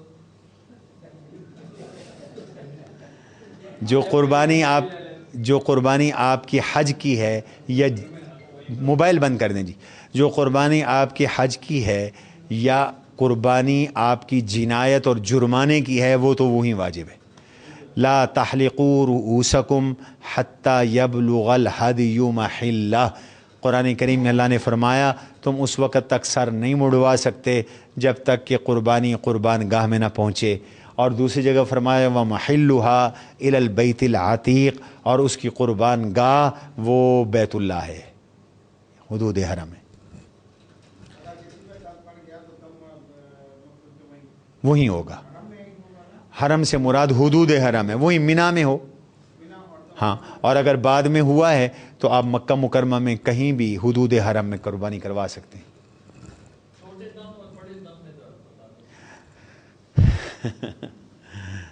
بڑا دم یہ ہے کہ اگر کسی نے مثال کے طور پر بیوی سے صحبت کر لی حج کے دوران، طواف زیارہ سے پہلے بیوی سے صحبت کر لی، اس پہ بڑا دم ہے، حج بھی ختم ہو گیا، اگلے سال حج اس کو دوبارہ کرنا پڑے گا. اور چھوٹا دم یہ ہے، بڑے دم سے مراد ہوتی ہے پوری گائے یا پورا اونٹ، اور چھوٹی قربانی اور چھوٹے دم سے مراد یہ ہے کہ بکری یا ایک حصہ. آپ 7 لوگ مل کے کر رہے ہیں تو ایک حصہ. یہ ترک واجب پر ہوتا ہے، ترک واجب. مثال کے طور پر آپ نے صفا مروہ کی سعی نہیں کی، یہ واجب ہے حج کی. مثال کے طور پر آپ وقوف مزدلفہ نہیں کر سکے، آپ رات مزدلفہ نہیں ٹھہرے، آپ نے 10 کی جو ہے وہ رمی چھوڑ دی، شیطان کو کنکریاں نہیں ماریں، یا 11 کی چھوڑ دیں یا 12 کی چھوڑ دیں، یا آپ ترتیب توڑ بیٹھے 10 کو، تو یہ آپ نے واجب چھوڑا ہے. یا آپ نے طواف وداع کر کے آنا تھا، وہ آپ نے نہیں کیا، وہ واجب تھا. تو جہاں واجب چھوٹے گا وہاں پر تو چھوٹی قربانی ہوگی، اور جہاں حج کا یہ فرض ٹوٹے گا تو وہاں پر بڑی قربانی. عورت حالت حیض میں طواف کر لے، طواف زیارہ کر لے حالت حیض میں، اس پہ بڑی قربانی ہے. جی نہیں، جو نفلی طواف ہے اس نفلی طواف میں صرف طواف سعی نہیں ہے، سعی تو ہے عمرے کی یا حج کی، ایک دفعہ ظاہر ہے۔ اور بابا ایک دفعہ سے لوگوں کی ٹانگیں ٹوٹتی ہیں تو کیوں پھنسواتا ہے تو لوگوں کو؟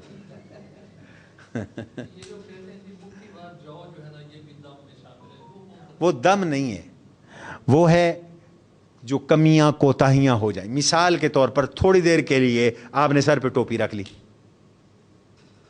اور یاد آیا آپ نے ہٹا لی، آپ صدقہ کر دیں، مٹھی بھر جو صدقہ کر لیں۔ ہاں، داڑھی کے بال گر جاتے ہیں۔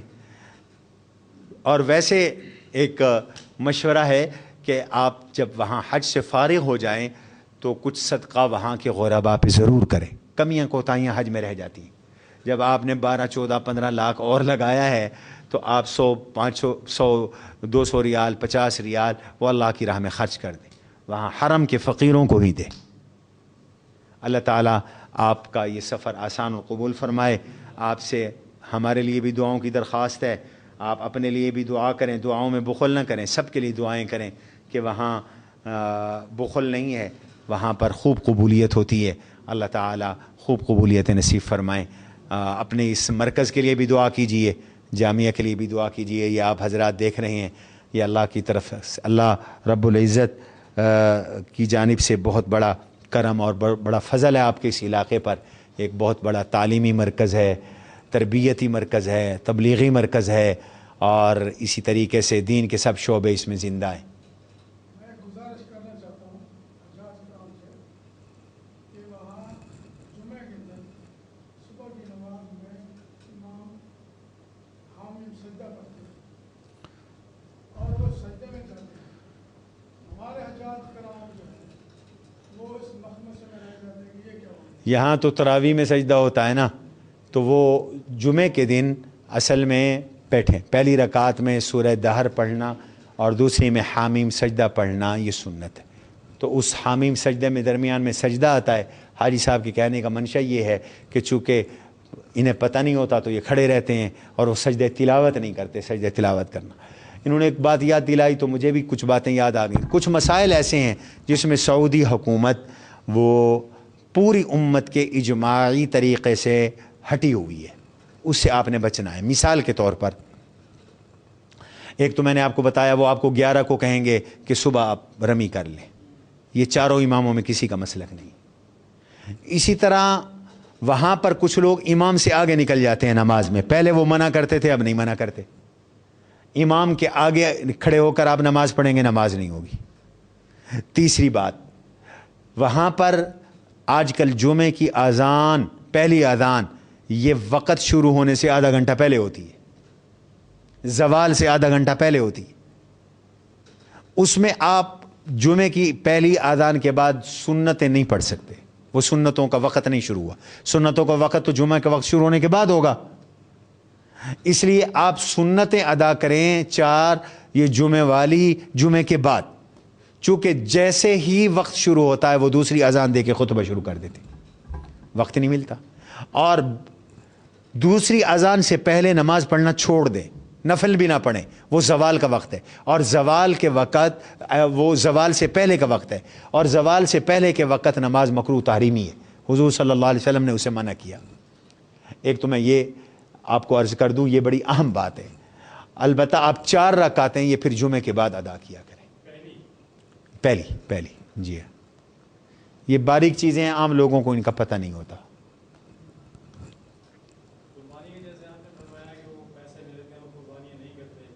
کرتے ہیں لیکن اپنی ترتیب سے کرتے ہیں۔ ان کے ہاں قربانی 4 دن ہے اور ان کے ہاں ترتیب ضروری نہیں ہے۔ ہاں وہ تو پرائیویٹ لوگ، یہ جو پاکستانی پھر رہے ہوتے ہیں، میں ان کی بات کر رہا ہوں۔ جیسے ماشاءاللہ پاکستان مشہور ہو گیا پوری دنیا میں۔ ہاں جی ہاں جی، میں نے تو کہا ہے کہ اگر آپ کا کوئی معتمد ہے تو آپ ضرور ان کے ذریعے قربانی کروائیں۔ یہ اچھے لوگوں کے بغیر دنیا کیسے قائم ہے، ظاہر بات ہے۔ لیکن جو خطرہ تھا میں نے وہ بتا دیا آپ کو۔ ہاں میں زیارات کے ساتھ ساتھ ایک نئی زیارت نکلی ہے، وہ ہے جی وادی جن۔ وہ کوئی زیارت نہیں، وہ مشہور ہے، حجاج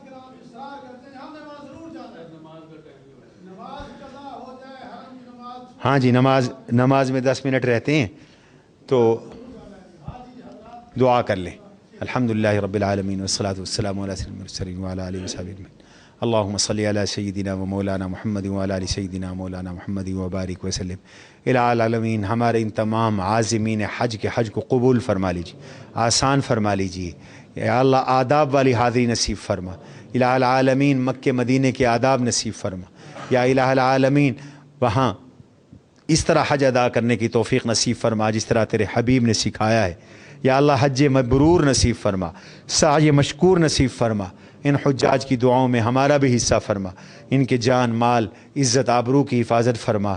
یا اللہ ان کی حفاظت فرما، ان کے پسماندگان کی حفاظت فرما. الہ العالمین ان حجاج کی خدمت کی ہمیں توفیق نصیب فرما. ہمیں اپنا بنا، اپنے کاموں میں لگا. وصلی اللہ تعالیٰ علی خیر خلق محمد وعلی آلہ وصحبہ اجمعین برحمتک یا ارحم الراحمین. ہماری طرف سے یہ آپ حضرات کو تحفہ پیش کیا جا رہا ہے. اس میں حج کے مسائل ہیں، تقسیم کر دیے.